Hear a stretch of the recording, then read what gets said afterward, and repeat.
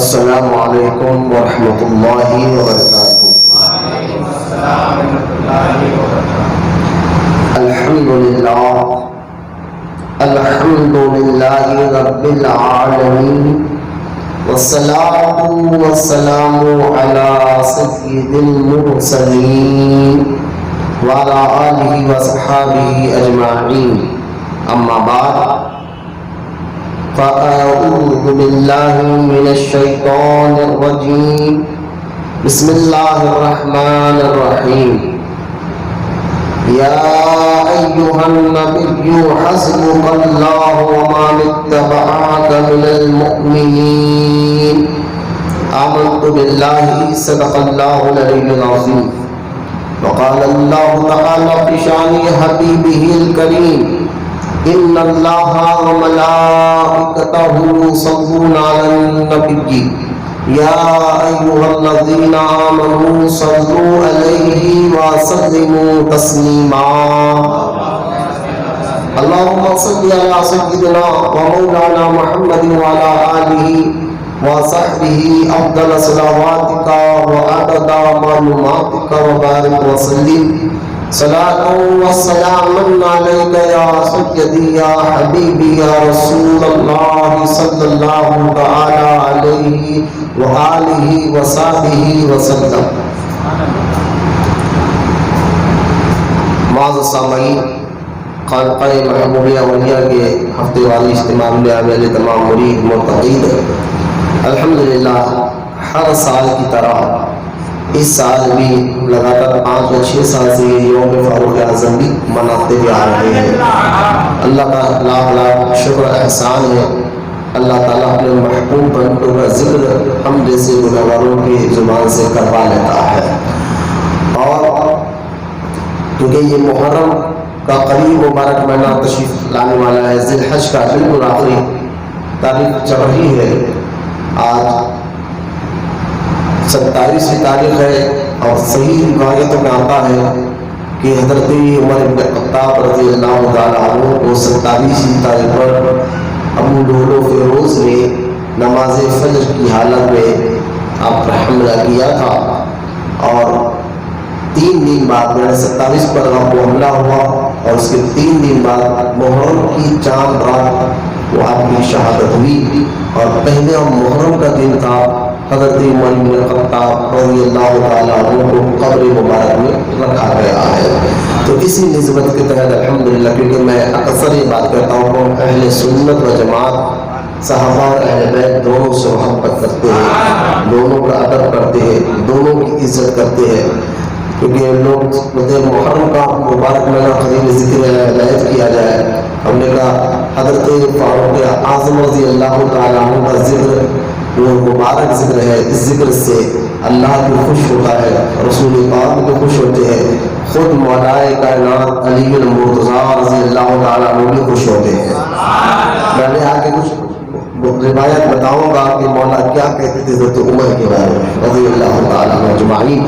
تو حضرت عمر کے ذکر پاک کی محفل الحمدللہ نے خانقاہ محبوبیہ اولیا میں سجا رکھی ہے، ہم وقت پر الحمدللہ آ کر بیٹھ گئے ہیں۔ اللہ تعالیٰ شکر احسان اس پر بھی کہ ہم وقت کی پابندی کر رہے ہیں۔ حضرت عمر کا ذکر اگر ہم کریں تو حضرت عمر کا ذکر جو ہے ایک اسلام ہے، یعنی اسلام کو اگر سمجھنا ہے تو عمر کو سمجھنا ہے رضی اللہ تعالیٰ عنہ۔ اگر کو سمجھنا ہے انصاف کس کو کہتے ہیں تو عمر بن فاروق کو پڑھ لیجیے۔ حق کے خاطر جلال غصہ کس کو کہتے ہیں یہ سمجھنا ہے تو عمر کو پڑھ لیجیے۔ اگر جو ہے عاجزی کس کو کہتے ہیں یہ سمجھنا ہے تو عمر کو پڑھ لیجیے۔ ایمان اللہ پر رسول پر کیسے رکھنا چاہیے یہ سمجھنا ہے تو عمر کو پڑھ لیجیے۔ علم کو سمجھنا ہے تو عمر کو پڑھ لیجیے۔ حضور کی مزاج مبارک کو سمجھنا ہے تو عمر کو پڑھ لیجیے۔ حضور کے معجزات کو سمجھنا ہے تو عمر کو پڑھ لیجیے۔ حضور کے علم غیب کو سمجھنا ہے تو عمر کو سمجھ لیجیے۔ میں نے کہا نا روحانیت کو اگر سمجھنا ہے تو عمر کو پڑھ لیجیے۔ ہر طریقے سے کسی موضوع پر اگر میں فاروق اعظم کے علم کی بات کروں تو پھر یہ ایک الگ موضوع ہو جائے گا. فاروق اعظم کے عدل و انصاف کی بات کروں تو یہ ایک الگ موضوع ہو جائے گا. فاروق اعظم رضی اللہ تعالیٰ کے فضائل و شان کی بات کروں تو پھر یہ ایک الگ موضوع ہو جائے گا. فاروق اعظم رضی اللہ تعالیٰ کی کرامات کا ذکر کروں تو پھر یہ الگ موضوع ہو جائے گا. فاروق اعظم رضی اللہ تعالیٰ عنہ اس حدیث کے پورے مستحق تھے کہ محبت بھی اللہ کے خاطر اور دشمنی بھی اللہ کے خاطر کرنا. تو مشکات شریف میں بھی حدیث پاک موجود ہے. شاہ عبد الحق محدث دہلوی رحمۃ اللہ تعالیٰ علیہ نے شرح مشکات اشاعت الاحمات میں اس حدیث کی بہت پیاری تفسیر فرمائی ہے، شرح فرمائی ہے. لہذا فاروق اعظم کا ذکر ایک اسلام کا ذکر ہے. پورا اسلام اگر سب بننا ہے تو عمر بن الخطاب رضی اللہ تعالی عنہ کو سمجھا جائے. اور جو ہے ہم اہل سنت و جماعت کا یہ عقیدہ برسوں سے چلتے جا رہا ہے کہ تمام صحابہ میں شیخین کا رتبہ سب سے افضل ہے. اس میں اس بات پر شیخین، اور یہاں میں پھر سے یاد دلاتا ہوں آپ کو، شیخین سے مراد ابو بکر صدیق اور عمر بن الخطاب رضی اللہ تعالیٰ. جب بھی شیخین کا لفظ استعمال کرے تو یہ دو ہی صحابی ابو بکر صدیق اور فاروق اعظم رضی اللہ تعالیٰ ہوتے ہیں. پھر خطنین سے مراد عثمان غنی اور مولا علی رضی اللہ تعالیٰ عنہ. امام اعظم ابو حنیفہ رضی اللہ تعالیٰ عنہ کے دور میں، کیونکہ آپ کے دور آپ کوفہ میں رہے، امام اعظم ابو حنیفہ رضی اللہ تعالیٰ عنہ، اور کوفہ کے لوگ ہی نے امام علی پاک امام حسین رضی اللہ تعالیٰ عنہ سے دھوکہ بھی دیا تھا، کربلا کا جو واقعہ بھی ہوا تھا. تو لہٰذا کوفہ میں آپ ساری زندگی رہے ہیں، بغداد، تو وہاں پر زیادہ تر کثرت جو ہے صحابہ کو معاذ اللہ تبرہ کرنے والے لوگوں کی تعداد فاروق امام اعظم ابو حنیفہ کے دور میں تھی. آج سے 1300 سال پہلے کی بات بتاتا رہا ہوں. اس دور میں رافضی اور شیعہ قسم کے لوگ جو صحابہ کی شان میں بیعت اور گستاخیاں کرتے ہیں ان کی تعداد زیادہ تھی. اس لیے طبقات حنفیہ میں یہ فتویٰ امام اعظم ابو حنیفہ رضی اللہ تعالیٰ عنہ کا موجود ہے.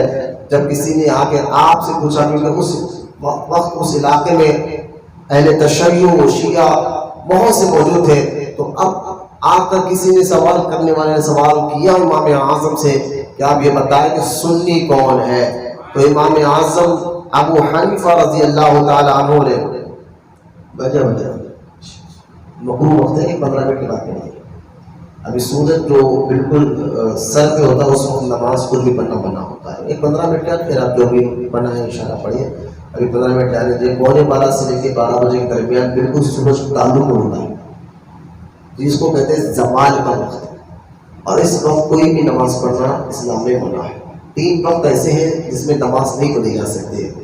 ایک سورج نکلتے طلوع آفتاب میں، سورج جب نکلتا ہو تب آپ کوئی نماز نہیں پڑھ سکتے. اور ایک بالکل سورج تعلق میں ہو جب زوال کا وقت چل رہا ہے، اس وقت آپ کوئی نماز نہیں پڑھ سکتے.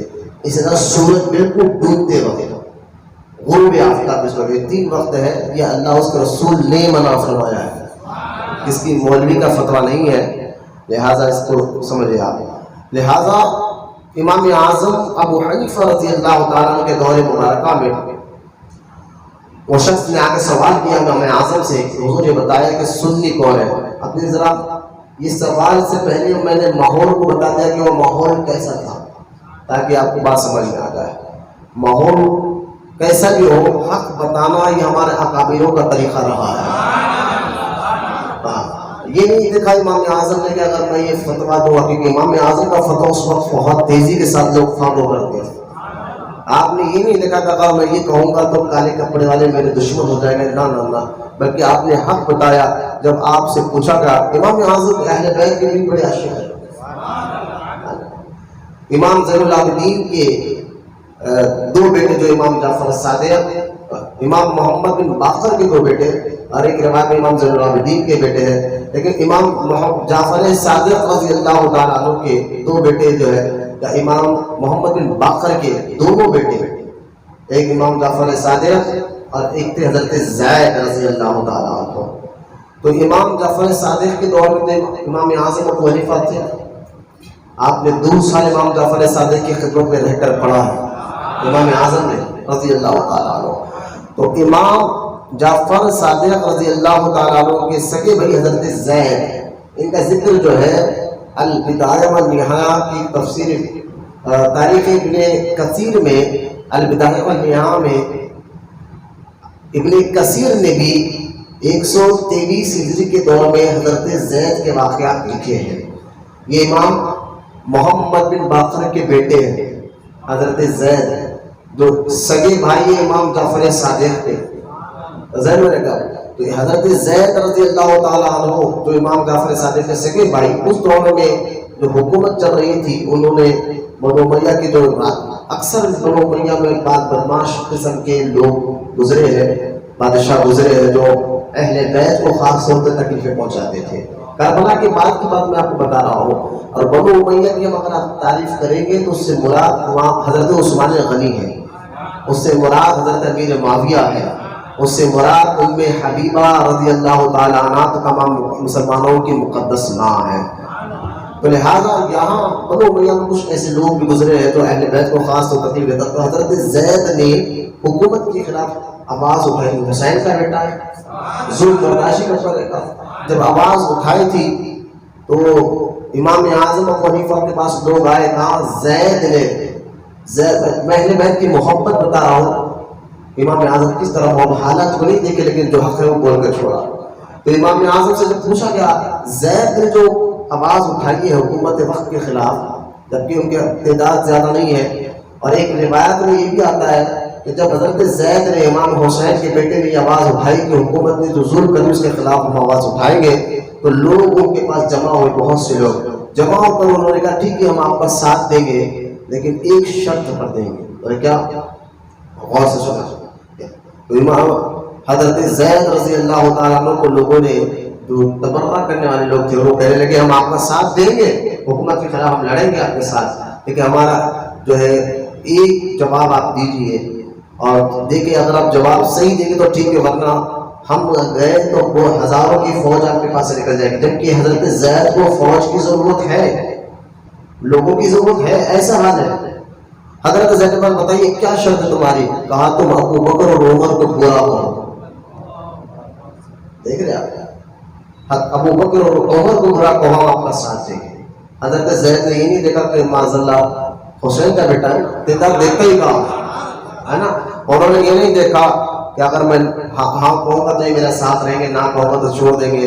لہٰذا وہ حق بولنے والے لوگ حق پر مرے ہیں، لہٰذا تو قرآن میں یہ آیت مبارکہ ہے نا وَتَوَاصَوْا بِالْحَقِّ وَتَوَاصَوْا بِالصَّبْرِ، اس کے مصداق آپ کو دیکھنا ہے تو اہل بیت کو آپ دیکھ لیں، جہاں زندگی حق بولا ہے، حق پر رہا ہے اور صبر کیا ہے، صبر پہ ان کی شہادت ہوئی ہے۔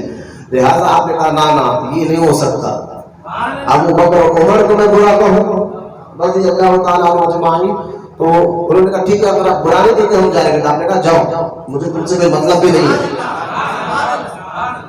کبھی اہل بیت اور صحابہ کے درمیان جو ہے نا معاذ اللہ کوئی دو رخی نہیں تھی، ایسا نہیں تھا کہ معاذ اللہ کے صحابہ شیخین کے خلاف بولتے ہو یا شیخین صحابہ کے اہل بیت کے خلاف بولتے ہو، کبھی نہیں تھا۔ یہ آج لوگ ذہن بنا دے رہے ہیں۔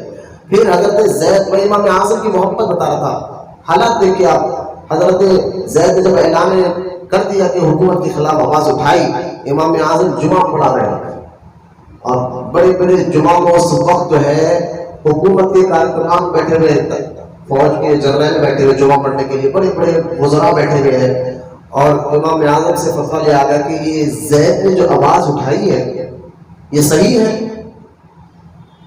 تو آپ کھڑے ہو کر کہنا ہاں، تو اس سے پوچھتے کہ زید نے جو آواز اٹھائی ہے سچ؟ اب دیکھیں امام ہے، حالات آپ دیکھیں نا، ایک جو ہے مسجد کا امام خطیب جو ہے لوگوں کو دیکھ کر بیان کر رہا ہے آج کے دور میں، صدر صاحب کیا کہیں گے، نئے صدر کیا کہیں گے، فلاں روڈی صاحب لیڈر صاحب کیا کہیں گے، یہاں امام اعظم کے سامنے تو بڑے بڑے حکومت کے کارکنان بیٹھے ہوئے، اور بات بھی چل رہی ہے حکومت کے خلاف ہی۔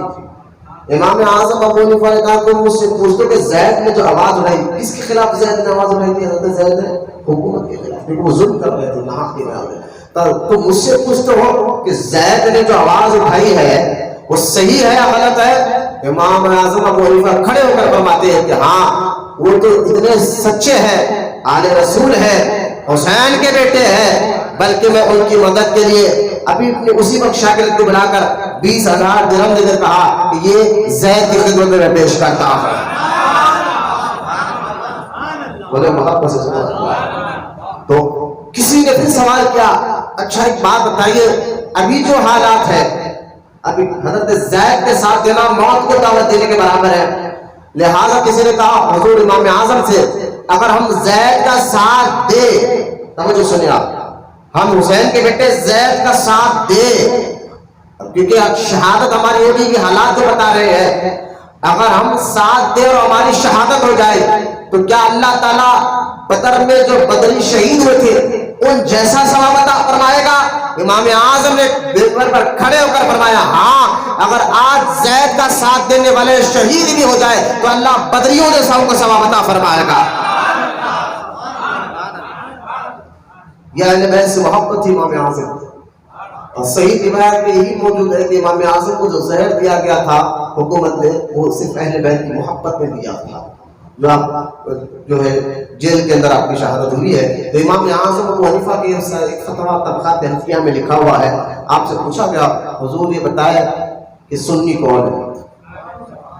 حالات کو دیکھ رہے ہیں, اس دور کے سیاسی حالات کیا تھے, اس دور کے آس پاس کے حالات کیا تھے. میں نے ایک مختصر سا شجرہ آپ کے سامنے رکھا ہے, ان حالات کو ذہن میں رکھتے ہوئے بات کو سنیں آپ. حالات کو دیکھتے ہوئے بولنا یہ ہمارے اکابروں کا ہی حصہ ہے. ایسا نہیں ہم تو پہلوانوں کو دیکھ کر ڈر جاتے ہیں, روگیوں کو دیکھ کر ڈر جاتے ہیں, ہم چھپا لیتے ہیں, لیکن یہ اکابروں کا حصہ ہے. اللہ تعالیٰ وَكُونُوا مَعَ الصَّادِقِينَ, جو سچوں کے ساتھ رہو, جو قرآن پاک میں کہہ رہا ہے. تو سچوں کے ساتھ رہنے کا مطلب کیا ہو کہ ساتھ بیٹھنا اٹھنا, وہ تو اچھی بات ہے کہ سچوں کے ساتھ اٹھنا بیٹھنا, لیکن ان کے تعلیمات پہ بھی عمل کرنا یہ سچوں کے ساتھ رہنے کے برابر ہی ہے. حالات کو نہیں دکھتے تھے. امام اعظم ابو حنیفہ رضی اللہ تعالیٰ نے جب اس کو جواب دیا تھا سنی وہ ہے جو تمام صحابہ میں شیخین کو افضل جانے. آپ دیکھیں طبقات حنفیہ میں یہ فتویٰ ہے, سنی وہ ہے کیونکہ سنی کی پہچان بتا رہے امام اعظم اس دور میں کہ کالے کپڑے والوں کی تعداد زیادہ ہے اور وہ بھی اپنے آپ کو معاذ اللہ سنی کر رہے. تو آپ نے فرمایا نہ, سنی وہ ہے جو تمام صحابہ میں شیخین کو افضل جانے, اور شیخین سے مراد ابو بکر اور عمر رضی اللہ تعالیٰ عنہ, اور ختنین سے محبت کرے. ختنین سے مراد ختنین کہتے ہیں داماد کو, عربی میں داماد کو ختنین کہتے ہیں. تو یہاں داماد کون ہے سرکار کے؟ دونوں داماد ہیں نا, عثمان غنی اور مولا علی رضی اللہ تعالیٰ عنہ. تو آپ نے فرمایا سنی وہ ہے تو تمام صحابہ میں شیخین کو افضل جانے اور ختنین سے محبت کرے. اور اپنے اس وقت آپ کا فتویٰ تھا موضوع یعنی پہتاوے میں سمجھانے کے لیے, پہتاوے میں جو ہے مسح کرنا وضو کے درمیان, تو یہ جائز ہے. تو آپ نے یہ 3 جملے آپ نے فرمایا تھا شیخین کو افضل جانے, ختنین سے محبت کرے اور اپنے موضوع پر مسح کرنے کو جائز سمجھے, وہ سنی ہے. لہٰذا یہی فتویٰ جو ہے مولا جیون کا بھی میں نے اکثر یہاں دیتے رہتا ہوں. مولا جیون جو اورنگزیب کے استاد محترم ہے جنہوں نے تفسیر احمدی لکھی ہے جو 500 آیات کی تفسیر ہے. یہ پوری شریعت جو ہمارا قانون بنا ہوا نا شریعت کا, یہ 500 آیات اور 3,500 حدیثوں کے درمیان بنا ہوا ہے. قرآن کے 500 آیات اور 3,500 حدیثیں سے پوری شریعت کھڑی ہوئی ہے. تو لہٰذا آپ نے فرمایا کہ یہ مولا جیون رحمۃ اللہ تعالیٰ علیہ بھی جو 500 آیات کی تفسیر کرتے ہیں وہ بھی آپ فرماتے ہیں کہ سنی وہی ہے جو تمام صحابہ میں شیخین کو افضل جانے. تو بچے کو اکثر الحمدللہ یہ اکابر کے فتاوی میں آپ کے سامنے رکھتے رہتا ہوں, آپ سنتے رہتے ہیں. اب آگے بڑھتے ہیں. حضرت عمر بن خطاب رضی اللہ تعالیٰ عنہ جو ہے بنو عدی قبیلے سے تعلق رکھتے ہیں. اور بنو عدی آپ جو ہے بنو عدی قبیلے سے تعلق رکھتے ہیں کیونکہ آپ 6 یا 7ویں پشت میں جا کر آپ کے دادا حضور کے دادا سے مل جاتے ہیں بنو عدی. تو حضرت عمر بن خطاب رضی اللہ تعالیٰ عنہ جو قبیلہ تھا بنو عدی, یہ قبیلہ بھی حضور کے خاندان کا تھا. پھر آپ کے خاندان میں ابھی فاروق اعظم کے دیکھیں, میں فضائل میں جو باتیں کروں گا انشاءاللہ کہ جمعہ بھی میں نے بڑی ڈیٹیل کے ساتھ بیان کیا ہے, لیکن میں کچھ ہٹ کی باتیں آپ کے سامنے رکھنے کی کوشش کروں گا. حضرت فاروق اعظم رضی اللہ تعالیٰ عنہ کے بارے میں کیا بتاؤں, حدیث میں آتا ہے کہ حضرت جبرائیل علیہ السلام حضور کی بارگاہ میں ایک مرتبہ حاضر ہوئے اور سلام عرض کیا۔ اللہ کے رسول علیہ السلام نے جبرائیل علیہ السلام سے فرمایا، اے جبرائیل میرے عمر کے فضائل بیان کر، میرے عمر کے فضائل کی مقام و مرتبے بیان کر۔ جبرائیل علیہ السلام نے فرمایا کہ یا رسول اللہ صلی اللہ علیہ وسلم، اگر میں عمر کے فضائل بیان کرنا شروع کروں تو حضرت نوح علیہ السلام کی عمر ختم ہو جائے گی جتنی ان کی عمر ہے، بلکہ عمر کے فضائل ختم نہیں ہو گئے۔ یعنی جبرائیل علیہ السلام کہتے ہیں نوح علیہ السلام کی عمر کے برابر تک میں فضائل بیان کرتا رہوں، تب بھی عمر کے فضائل مکمل نہیں ہو گئے۔ حضرت سیدنا نوح علیہ السلام کی عمر 950 سال کی تھی، اور ایک روایت دوسری روایت میں 1000 سال کی عمر تھی۔ لہذا جبرائیل علیہ السلام کی اگر عمر کے فضائل میں 1000 سال تک بیان کرتا رہو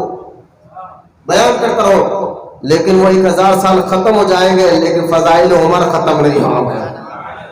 حضرت عمر ابن خطاب رضی اللہ عنہ کے فضائل ایسے تو میں نے اس لیے کہا کہ مختصر طور پر میں آپ کے سامنے کچھ باتیں رکھتا ہوں، لیکن فاروق اعظم کے خاندانی آپ کے خاندان کو آپ سمجھیے۔ آپ ایک کہ آپ بنو عبدی خاندان سے قبیلے سے تعلق رکھتے تھے، دوسرا یہ جو قبیلہ تھا فاروق اعظم کا جو قبیلہ تھا عمر ابن خطاب کا، ان کے یہاں سفارت کا اور جج کے ہوتے تھے، سفارت کے اور جج کے ہوتے تھے، جج جو فیصلہ کرتے ہیں۔ اگر عرب میں کوئی قبیلے لڑ لیتے تو وہ کہیں اور مطمئن نہیں ہوتے تھے، وہ بنو عدی یعنی عمر ابن خطاب کے قبیلے میں آ کر ان کے فیصلے سن کر مطمئن ہوتے تھے۔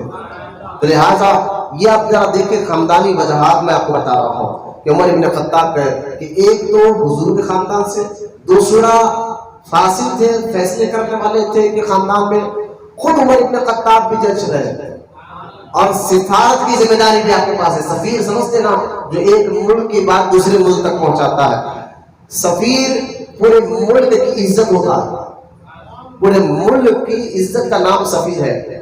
جیسے کہ اگر پرائم منسٹر کہیں نہیں جیسے تو اپنے خاص آدمی سفیر کو کہتے تم جا کر امریکہ سے بات کر آؤ، یہ جو جا رہا ہے پی ایم صاحب کا خاص آدمی، تو یہ سفیر جو ہوتا ہے ایک پورے ملک کی عزت بھی ہوتا ہے۔ اور یوں سمجھے کہ اس کی عقل مندی، اس کی دانش مندی، وہ کتنا سمجھدار ہوگا اس اندازہ لگائے۔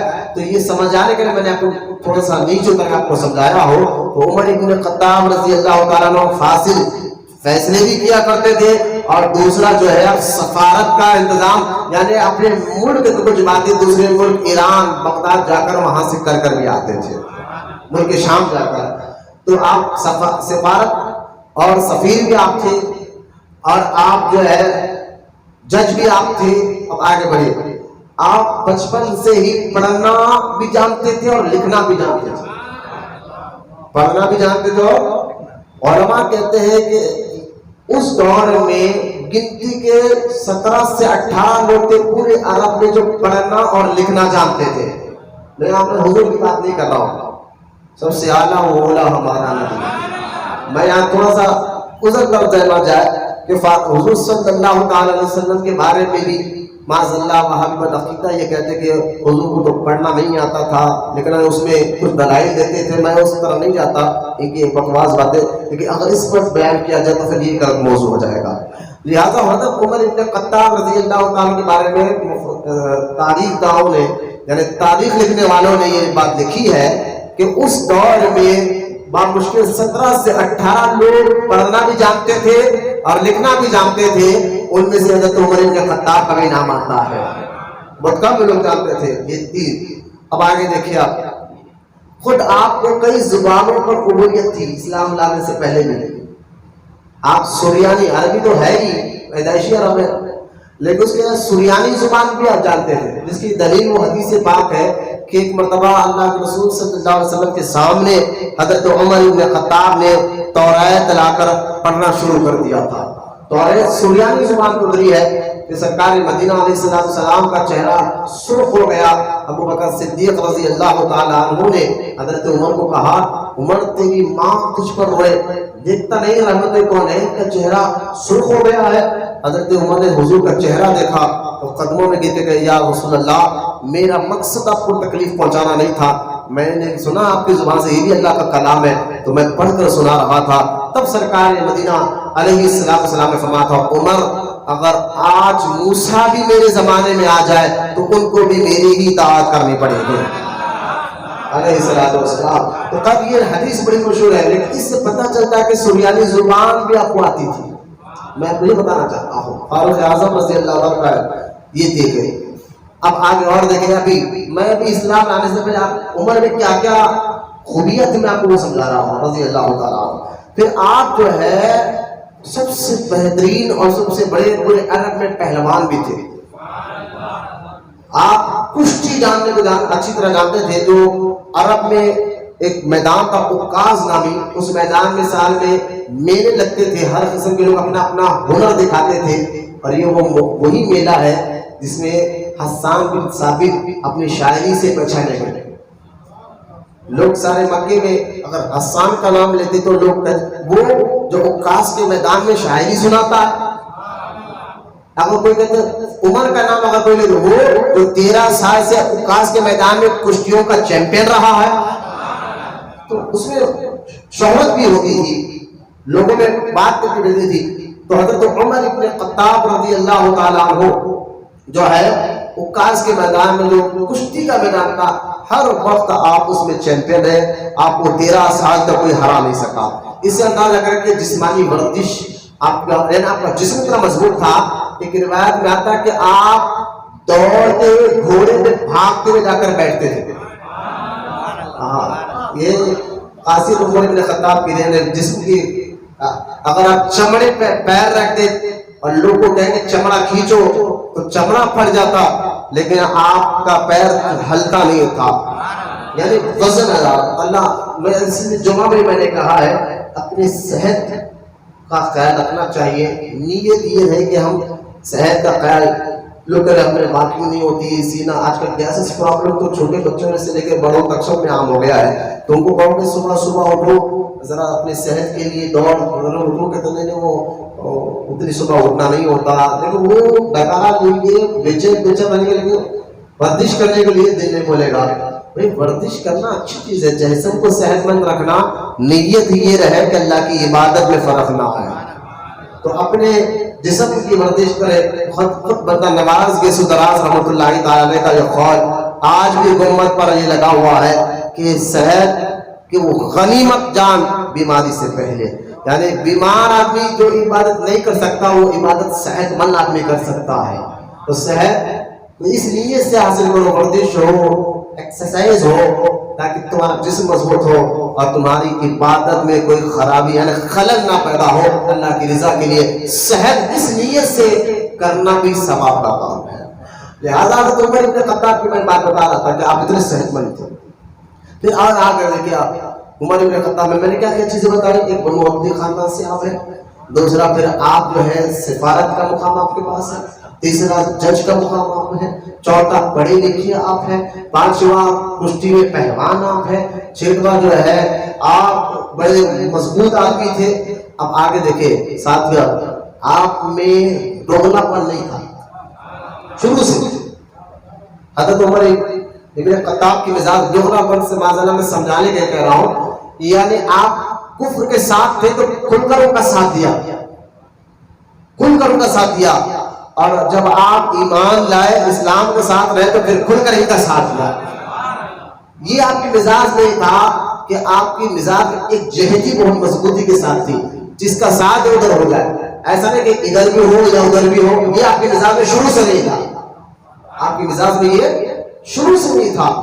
حضرت عمر بن خطاب رضی اللہ تعالیٰ عنہ کے بارے میں آگے بڑھتے ہیں کہ آپ اتنی کوالٹیاں ذہن میں رکھیے، کیونکہ عرب میں سب سے بڑے پہلوان بھی آپ تھے۔ خود علماء کہتے ہیں کہ ابو جہل جو کفر کا سرغنہ تھا، سب سے بڑا کفر کی مشین، یہ سمجھیے کفر کی مشین کا نام ابو جہل ہے۔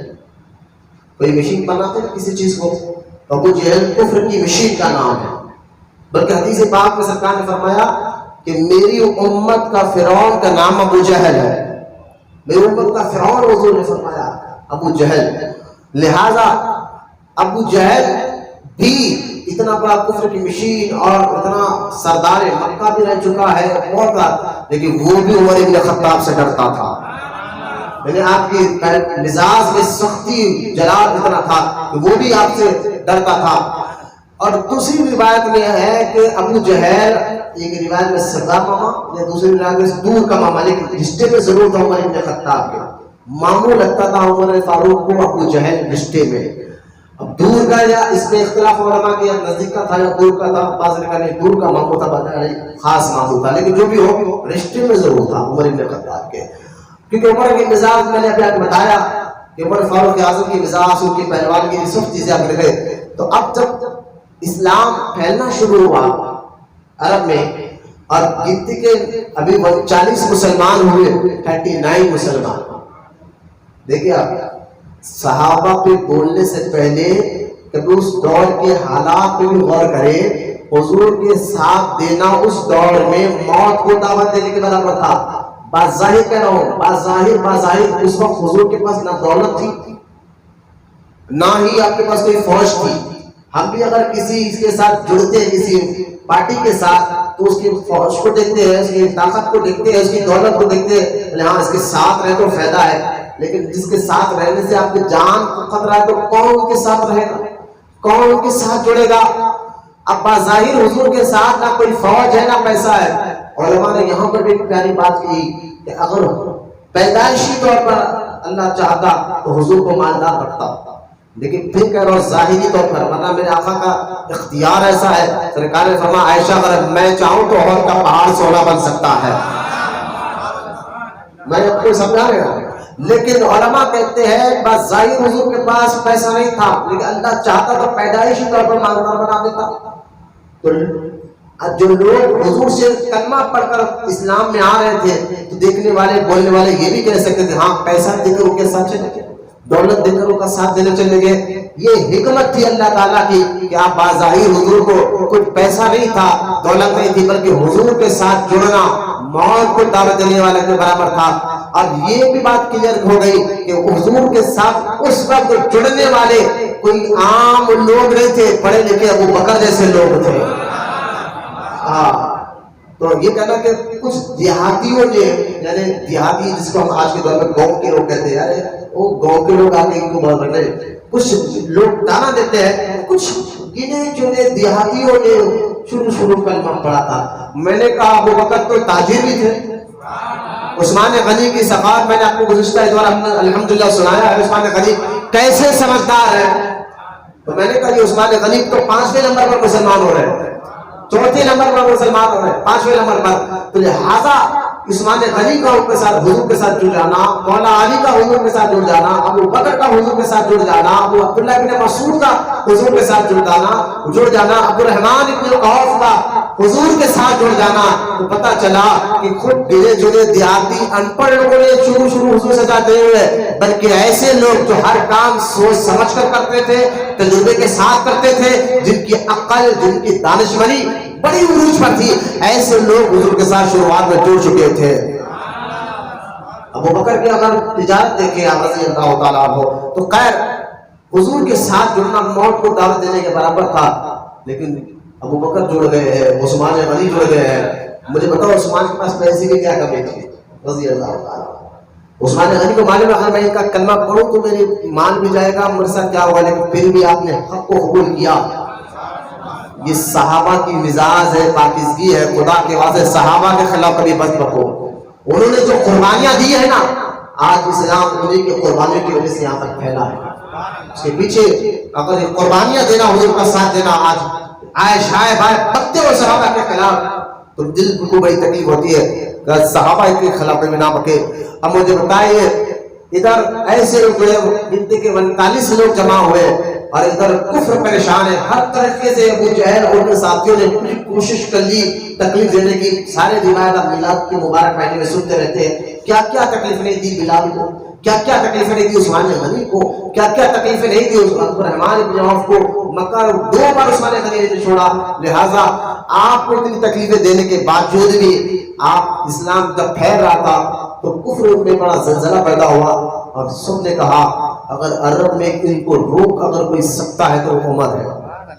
اب عمر ابن خطاب کو بلا کر کان بھرنا شروع کیا کہ عمر یہ تمہارے رہتے میں کیا ہے, یہ ہو رہا ہے وہ ہو رہا ہے, کہ یہ مسلمان ہوگا وہ مسلمان ہوگا. ہم نے تو پوری کوشش کر دی لیکن ان کے کھانا بند کر دیا, ان کا پینا بند کر دیا, ان کا تجارت بند کر دیا, ان کے مال کو لے گیا, بلکہ ان کو ان کے سامنے ان کے بچوں کو مارا گیا, لیکن پھر بھی یہ رسول کا دامن نہیں چھوڑ رہے ہیں. اب عمر تم ہی کچھ کرو کہ کیا یہ معاملہ ہو رہا ہے. ادھر عمر میں نے کہا نا شروع سے مزاج میں سختی تھی, جلال پر جلدی آتا تھا, غصہ جلدی آتا تھا, تو عمر ابن خطاب کو جلال بڑھایا.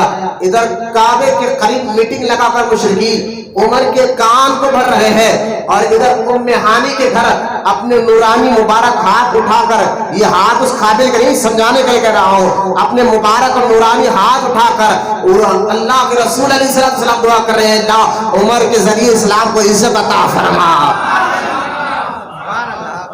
دیکھیں آپ کتنی جو ہے بات پیاری بات ہے. ادھر کعبے کے قریب میٹنگ ہو رہی ہے, عمر کو جاؤ کچھ تو کرو کچھ تو کرو, اور ادھر اللہ کے رسول دعا کے ہاتھ لے یا اللہ عمر کے ذریعے. اور جامع ترمذی میں تو حدیث پاک یہ ہے کہ اللہ کے رسول صلی اللہ علیہ وسلم نے دعا ہاتھ مبارک ہاتھ اٹھا کر دعا کرتے ہیں کہ یا اللہ ابو جہل اور عمر ان دونوں میں سے تجھے جو پیارا لگے, بولے اللہ سبحان اللہ, تجھے جو پیارا لگے ان کے ذریعے سے اسلام کی ترقی عطا فرما. یہ در سرکار نے مبارک ہاتھوں سے دعا کی, اور اس دعا کا اثر بھی شروع ہونا باقی تھا. ابو جہل اور مشرکین مکہ کے چڑھانے پر عمر کو بڑا غصہ آیا, کہا آج میں معاذ اللہ ان کا قصہ تمام کر ہی آؤں گا. یہ کہ عمر گلے میں تلوار لٹکائے نکلے اس میٹنگ سے. اب سارے مکے کے مشرکین خوش ہے, اب عمر کو کون روک سکتا ہے؟ سارا مکہ جس سے ڈر رہا ہے وہ خود جا رہا ہے, اب کون ان کو روک سکتا ہے؟ یہ خوش ہے دلی دل میں, اب عمر اپنا کام کر ہی واپس آئے گا. لیکن ان کو کیا معلوم تھا عمر کا خود کام رسول پاک کے قدموں میں ہونے والا ہے. حضرت عمر رضی اللہ تعالیٰ گئے راستے میں ابو نعیم, کیونکہ ابھی اسلام پھیل رہا تھا نا, تو جو صحابہ ایمان لائے تھے حضور نے کہا تھا اپنے ایمان کو چھپا کرو, ظاہر مت کرو. نمازیں بھی چھپ کر پڑھی جاتی تھی, قرآن بھی چھپ کر پڑھا جاتا تھا, ساری بات لوگ کلمہ پڑھ کر بھی اجازت نہیں تھی اللہ رسول کی طرف سے کہ ابھی اسلام ظاہر کرو. وہ دور ایسا تھا. ابو نعیم صحابی رسول ہے, وہ ابھی اسلام لا چکے تھے, لیکن عمر ابن خطاب کے تیور کو دیکھ کر سمجھ گئے عمر کا ارادہ کچھ الگ دکھ رہا ہے. راستے میں ہوگا, عمر کہاں جا رہے ہو؟ کہا وہ جا رہا ہوں محمد بن عبداللہ کا قصہ تمام کرنے کی وجہ سے خبریں لڑ رہے ہیں, یہ ہو رہا ہے وہ ہو رہا ہے, ایسا ہو رہا ہے ویسا ہو رہا ہے, وہ کہنے لگے. اب ابو نعیم سمجھ گئے عمر تو بڑے غصے میں بھی, تیور بھی بدلے ہوئے ہیں. آپ نے فرمایا عمر حضور کے پاس بعد میں جانا, پہلے اپنی بہن کے پاس جائیے, آپ نے خود بہن کلمہ پڑھ چکی ہے. اتنا سننا تھا حضرت عمر, بولے میں حضور کے پاس بعد میں پہلے اپنے گھر کی خبر لوں. واپس گئے اور اس پر دروازہ کھٹکھٹا تو حضرت آپ کی عمر کی بہن جو ہے نا وہ قرآن کے سورہ مزمل کی تلاوت کر رہی تھی. اب جب کھٹکھٹا فوراً آپ کی بہن نے جھانک کر کوڑی میں سے دیکھا تو عمر کھڑے ہوئے, گلے میں تلوار رکھی ہوئی ہے. آپ نے قرآن کو جو اس دور میں پتے کو جب اونٹ کی ہڈیوں پر لکھا جاتا تھا اس کو اٹھا کر رکھا اور دروازہ کھولا. حضرت عمر نے کہا کہ میں نے سنا تو اپنا مذہب چھوڑ دی ہے, اور یہ کہہ کر خوب مارا اپنی بہن کو, بہنوں کو بھی مارا, دونوں کو مارا کر دیا. اب مارا کرنے کے بعد حضرت عمر کی بہن نے آنکھ میں آنکھ ملا کر آنے کے بے ہوش ہو گیا, تمہارا ہو گئی. کبھی حضرت عمر کی آنکھ میں آنکھ ملانے کی آپ کی بہن میں بھی ہمت نہیں تھی, کیونکہ آپ بھی بڑا ڈرتے تھی. لیکن آپ دیکھیں آنکھ میں آنکھ ملا کر آپ کی بہن نے کہا اے خطاب کے بیٹے عمر, تو بھی اگر خطاب کا بیٹا ہے میں اسی خطاب کی بیٹی ہوں, سونا جان لینا ہے تو لے لے, لیکن میں رسول کا دامن چھوڑنے والے نہیں ہوں, رسول کا دامن نہیں چھوڑوں. حضرت عمر حیران ہو گئے, یار یہ میری بہن کبھی زندگی بھر مجھ سے بات نہیں کرتی تھی ڈر کے, آج جو ہے اتنا یہ لوگ کہا ٹھیک ہے بہن تم کچھ پڑھ رہی تھی, تھوڑا دل نرم ہوا اور دعا کے آثار شروع ہو گئے. تھوڑا سا دل نرم ہوا اور دعا کے آثار شروع ہو گئے. آپ نے فرمایا ٹھیک ہے تم کیا پڑھ رہی تھی؟ کہا تم مشرک و ناپاک ہو, پہلے نالوں اس کی بات بتاؤں گی, وہ اللہ کا کلام ہے. آپ نہ کر رہے, دل اور نرم ہوا, قرآن پڑھنے لگے, قرآن پڑھنے لگے, آنکھوں سے آنسو جاری ہوئے. کیونکہ پڑھے لکھے تو آپ تھے ہی پہلے سے. آنکھوں سے آنسو جاری ہوئے, کہا آپ کی بہن سے کہ اب مجھے حضور کے پاس لے کے چل. کیونکہ وہ سورہ مزمل پڑھانے کے لیے ایک اور صحابی ان کے بہن کے گھر آئے ہوئے تھے, وہ چھپے ہوئے تھے اندر کمرے میں. وہ باہر نکل کے آنے لگے, عمر مبارک ہو, کچھ دیر پہلے حضور نے دعا کی تھی اللہ عمر کے ذریعے اسلام کو عزت عطا فرما. کچھ دیر پہلے دعا کی تھی, اب تمہارا دل بھی نرم ہو گیا, آنکھوں سے آنسو جاری ہو گئے. حضرت عمر بہن کے گھر سے نکلے, اس گھر کی طرف گئے, ام ہانی کے گھر جہاں حضور آرام فرماتے. وہاں باہر صحابہ, کچھ صحابہ پہرا دے رہے تھے. انہوں نے دور سے عمر کو دیکھا, عمر سے ڈرتے تھے نا سب, دور سے دیکھا, ڈر گئے کہ عمر آ رہا ہے, عمر آ رہے ہیں, اور ڈر گئے. ڈر کر جا کر حضور سے کہا یا رسول اللہ عمر آ رہے ہیں. اس وقت حضرت امیر حمزہ حضور کے سگے چاچا اسلام قبول کر 4 یا 5 دن ہوا تھا, وہ بھی گھر میں موجود تھے میانی کے گھر حضور کے ساتھ. تو جب ڈر کر صحابہ نے کہا حضور عمر آ رہے ہیں, حال چال تو ان کے آنے کے اچھے نہیں دکھ رہے ہیں, گلے میں تلوار لٹکی ہوئی ہے, وہ عمر آ رہے ہیں. امیر حمزہ نے فرمایا آنے دو عمر کو. پہ چاہتا علماء کہتے ہیں اگر امیر حمزہ زندہ رہتے جبکہ عمر نے کہا اگر کوئی شہادت نہیں ہوتی تو ان کا رتبہ علی سے بھی افضل ہوتا. حضور کے چاچا ہے نا, سگے چاچا. اور پھر سرکار نے کیا فرمایا, میں نے آسمان پر دیکھا کہ میرے چاچا حمزہ اللہ کا بھی شیر ہے, رسول کا بھی شیر ہے. یہ آسمان پر میں نے لکھا دیکھا. امیر حمزہ نے کہا آنے دو عمر کو, ارادہ کوئی مقابلہ نہیں کر سکتا, کہا آنے دو, اگر ارادہ ٹھیک ہے تو ٹھیک ہے, ورنہ میں مجھ سے مقابلہ کروں گا. اب حضرت عمر آئے, دروازہ کھٹکا, سرکار نے فرمایا نا عمر کو آنے دو. دروازہ کھولا گیا, عمر فاروق اعظم آئے. حدیث پاک میں آتا ہے سرکار نے عمر فاروق کے آستین کو پکڑا اپنے, اور پکڑ کر دبار کا جھٹکا. بس ظاہر سمجھیں گے ایک مرشد جو ہے نا اپنے مرید کے اندر کے گندگی کو نکالنے کے لیے کبھی ہاتھ جھٹکتا ہے تو کبھی سینے پہ مارتا ہے, جس کی وجہ سے اندر کا ذہن باطن صاف ہوتا ہے, باطن صاف ہوتا ہے. یہی معاملہ ہوا, سرکار نے ہاتھ نہیں جھٹکا بظاہر, ہاتھ تو جھٹکا بظاہر, اصل میں جو کفر کا چھوٹا سا پردہ بھی باقی تھا نا عمر کے دل میں, اس کو باہر نکال دیا. کہا عمر میں اللہ کا رسول ہوں, عمر میں اللہ کا رسول مان نہیں. حضرت عمر اسی کا گھٹنے کے بیٹھ گئے اور بیٹھ گئے اشہد ان لا الہ الا اللہ واشہد ان محمدا عبدہ ورسولہ. حضرت عمر بن خطاب رضی اللہ تعالیٰ عنہ فوراً کلمہ پڑھ کر مسلمان ہو گئے, اور ہو کر پہلا سوال کیا کہ یا رسول اللہ, اچھا آپ کلمہ پڑھ کر مسلمان ہوئے؟ صحابہ نے آپ کی خوشی میں نعرہ لگایا,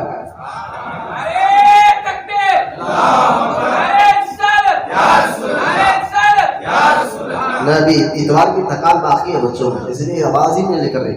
اللہ نے لگایا کہ اچھا اللہ اکبر.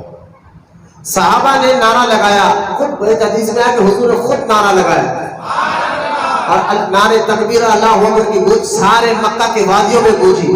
ادھر صحابہ ام ہانی کے گھر خوشیاں منا رہے کہ عمر آ گیا ہے, عمر آ گیا اسلام میں. سارے صحابہ ام ہانی کے مبارک گھر میں خوشیاں منا رہے ہیں. اسی وقت جبریل بھی آئے, جبریل بھی آئے اور آ کر حضور کو سلام عرض کر کے کہا یا رسول اللہ, جس طرح عمر کے اسلام لانے پر آپ اور آپ کے مبارک غلام صحابہ یہاں خوشیاں منا رہے ہیں, بس اسی طرح آسمان پر فرشتے بھی خوشیاں منا رہے ہیں. بولو محبت سے سبحان اللہ. فرشتے بھی آسمان پر خوشیاں منا رہے ہیں. بس اس کے بعد فاروق اعظم نے کہا یا رسول اللہ ہم حق پر ہیں. ہاں عمر ہم حق پر ہیں, ہمارا دین سچا ہے. ہاں ہمارا دین بھی سچا ہے.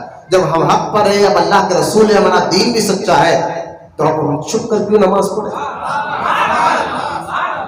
میدان میں ہم کیوں کمرے کے بند کمرے میں نماز پڑھیں؟ ہم اب کعبے کے سامنے جا کر نماز پڑھیں گے. صحابہ کہتے کہ پہلی بار زندگی میں کھل کر ہم نے, ایک اسلام آ کر میں 6 سال ہو چکا تھا, حضور نے نبوت کا اعلان کر کر 6 سال ہو چکا تھا. میں نے کیا کیا نبی ہونے کا اعلان کیا تھا. 40 سال میں نبی بنے نہیں, نبی ہونے کا اعلان کیا. وہ تو پیدائشی طور پر نبی ہے. اپنے 6 سال ہو چکا تھا نبوت کا اعلان کر کر. اس وقت صحابہ کہتے ہیں کوئی اپنی عبادت پیچھے گھروں میں پڑھتا تھا, یہ اللہ کا رسول کا حکم تھا. لیکن عمر جب آئے تو سب سے پہلے کعبے کے سامنے نماز پڑھی گئی. وہ عمر کے اسلام میں آنے کے بعد پڑھی گئی ہے. بولے محبت سے سبحان اللہ. اس لیے آپ کو فاروق بھی کہا جاتا ہے. فاروق کا معنی ہے حق اور باطل میں فرق کر کر بتانے والا, حق اور باطل میں فرق کر کر بتانے والا.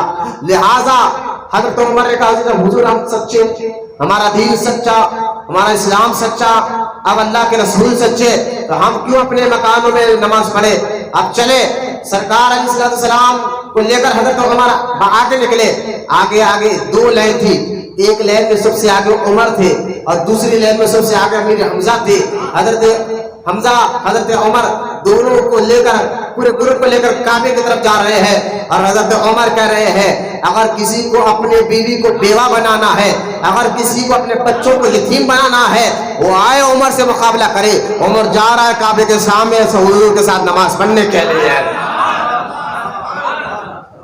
اچھا حضرت عمر میں ابھی آپ کو بتانا یہ کوالٹیز کو, یہ صفتوں کو ذہن میں رکھے. حضرت عمر رضی اللہ تعالیٰ کو میں نے کیا بتایا کہ آپ کے اندر پہلے سے, اچھا جب یہ میں آپ کو یہ آیت بھی بتا دوں کہ جب حضرت عمر اسلام لائے اور لا کر جب کعبے کی طرف جا رہے تھے نماز پڑھنے کے لیے, تبھی یہ آیت اتری. اللہ سبحان اللہ, سورہ انفال آیت نمبر 62, تبھی یہ آیت اتری جب عمر جا رہے تھے.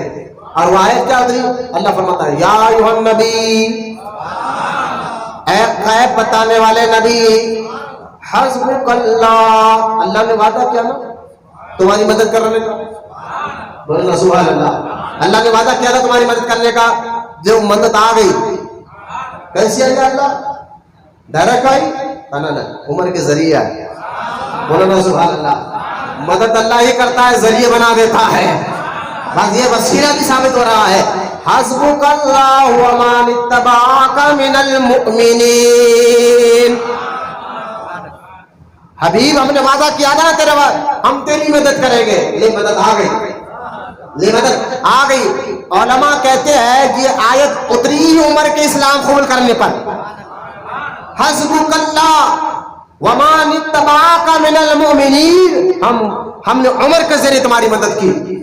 پتا کیا چلا کہ اللہ ہی مدد کرتا ہے, ذریعہ اللہ بنا دیتا ہے. تو ذریعہ وسیلہ عرب سے ہی آیا ہے, کوئی ہندوستان پاکستان والوں نے پیدا نہیں کیا. ذریعے وسیلے کے جو معاملات ہے یہ عرب سے ہی آیا ہے. اور شروع سے یہاں تک کہ علماء کہتے ہیں شروع آدم علیہ السلام سے لے کر حضور تک اور آج سے 150 سال پہلے تک اگر کسی کو کسی چیز میں اختلاف نہیں تھا تو وسیلہ تھا. وسیلے پر کسی کو اختلاف نہیں تھا. بس آج سے 150 سال پہلے اس کو بھی شرک اور حرام کیا گیا ہے. تعجب کی بات ہے, نہ وسیلہ آدم علیہ السلام کے دور میں شرک تھا. اگر آدم علیہ السلام تو نبی ہے, اللہ کے نبی ہے, اگر شرک ہوتا تو نبی کو سب معلوم ہوتا شرک کیا ہے, نہ حرام کیا ہے. لیکن آدم علیہ السلام نے جب دعا کی تو حضور کا وسیلہ لے کر ہی دی.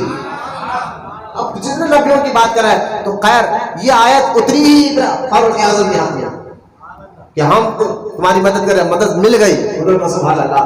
فاروق اعظم اب جب یہ لے کر آپ گئے, آپ کو میں نے ابھی آپ کو نے کہا نا کہ فاروق اعظم میں ایک تو دغلا پر ناز, اللہ سمجھانے کے لیے کہہ رہا ہوں, اللہ مجھے اگر جملے میں بیان دی تو میں دوسرا لفظ کہوں کہ فاروق اعظم کے لیے کیوں ہوئے بار بار یہ لفظ استعمال کروں. بس یوں سنیں کہ آپ کے مزاج میں دو رخی نہیں تھی, بس ایک کے ساتھ گیا تو بس ان کے ساتھ رہے, ادھر آئے تو پھر ادھر رہے. حضرت عمر نے یہ نہیں کہا تھا یا رسول اللہ میں تو کلمہ پڑھ چکا ہوں, اب تھوڑے دن میں ان کے ساتھ رہوں گا, ان لوگ کیا بول رہے ہیں کیا کر رہے ہیں سوچ دیکھ کر میں ان کے ساتھ جا کر ان کی بات سنوں گا, آپ کے ساتھ آ کر آپ کی بات کروں گا. ایسا نہیں کہا, بس کھل کے ساتھ دیا. یہ تو مزاج کو سمجھے آپ فاروق اعظم کے, یہ مزاج اگر سمجھے کہ تو آنے والے حدیث آپ کو سمجھ میں آئیں گے. حضرت عمر ابن خطاب رضی اللہ تعالیٰ عنہ نے جب اعلان اسلام کو قبول کر لیا, کعبے کے سامنے نماز پڑھ دی, تو اب آپ کی یہ مزاج کا رنگ دیکھیے کہ آپ نے کیا کیا. آپ نے جو کیا کہ آپ سب سیدھا گئے ابو جہل کے گھر میں, اور ابھی کلمہ پڑھ لیے اسلام چھپاؤ, لیکن گئے ابو جہل کے گھر میں, دروازہ کھٹکھٹایا. ابو جہل نے اندر سے کہا خطاب کا بیٹا عمر, کہا بھانجے کام کر کر آئے ہو, کہا نا کلمہ پڑھ کر آیا ہو. اب دروازہ اس نے نہیں کھولا, جیسا کلمہ پڑھ کر آئے, کہا یہ تم نے غلط کیا. آپ نے کہا سچ کہا. لیکن حضرت عمر کہتے ہیں پھر بھی مجھے چین نہیں ملی. کہ ابو جہل کو تو میں نے کھول کر بول دیا, لیکن پھر بھی سکون نہیں ملا. میں چاہتا تھا کہ میں کلمہ پڑھ چکا ہوں, یہ سارے عرب کو معلوم ہو جائے, سارے مکی کو معلوم ہو جائے, کیونکہ مزاج میں وہ مزاج ہی تھی آپ کی کہ آپ جب بے چین ہوئے تو عرب میں ایک پیٹ کوڑا رہتا تھا. کسی نے کہا عمر تم چاہتے ہو کہ اگر تمہاری بات سب کو معلوم ہو جائے, اس کے پیٹ میں کوئی بات نہیں رہتی, اس کے سامنے کہہ دو سب اس کے سامنے یہ بول دے گا. حضرت عمر نے اس کو بلا کر, ہاں ہوتے تھے اس دور میں, نظر لگانے والے بھی اس دور میں رہتے تھے. بعض اب تو مشرکین نے نظر لگانے والوں کو پیسہ دے کر حضور کے پیچھے چھوڑا تھا کہ حضور کو نظر لگاؤ. نظر حدیث پاک میں آپ نے سنا نا کہ نظر پتھر کے 2 ٹکڑے کر دیتی ہے. ایک دوسری حدیث یہ بھی ہے کہ سرکار نے فرمایا نظر جو ہے تمہیں خبر تک بھی پہنچا دیتی ہے. نظر میں بہت خراب ہوتی ہے. جب بری نظر میں اتنا اثر ہے تو نور اچھی نظر میں,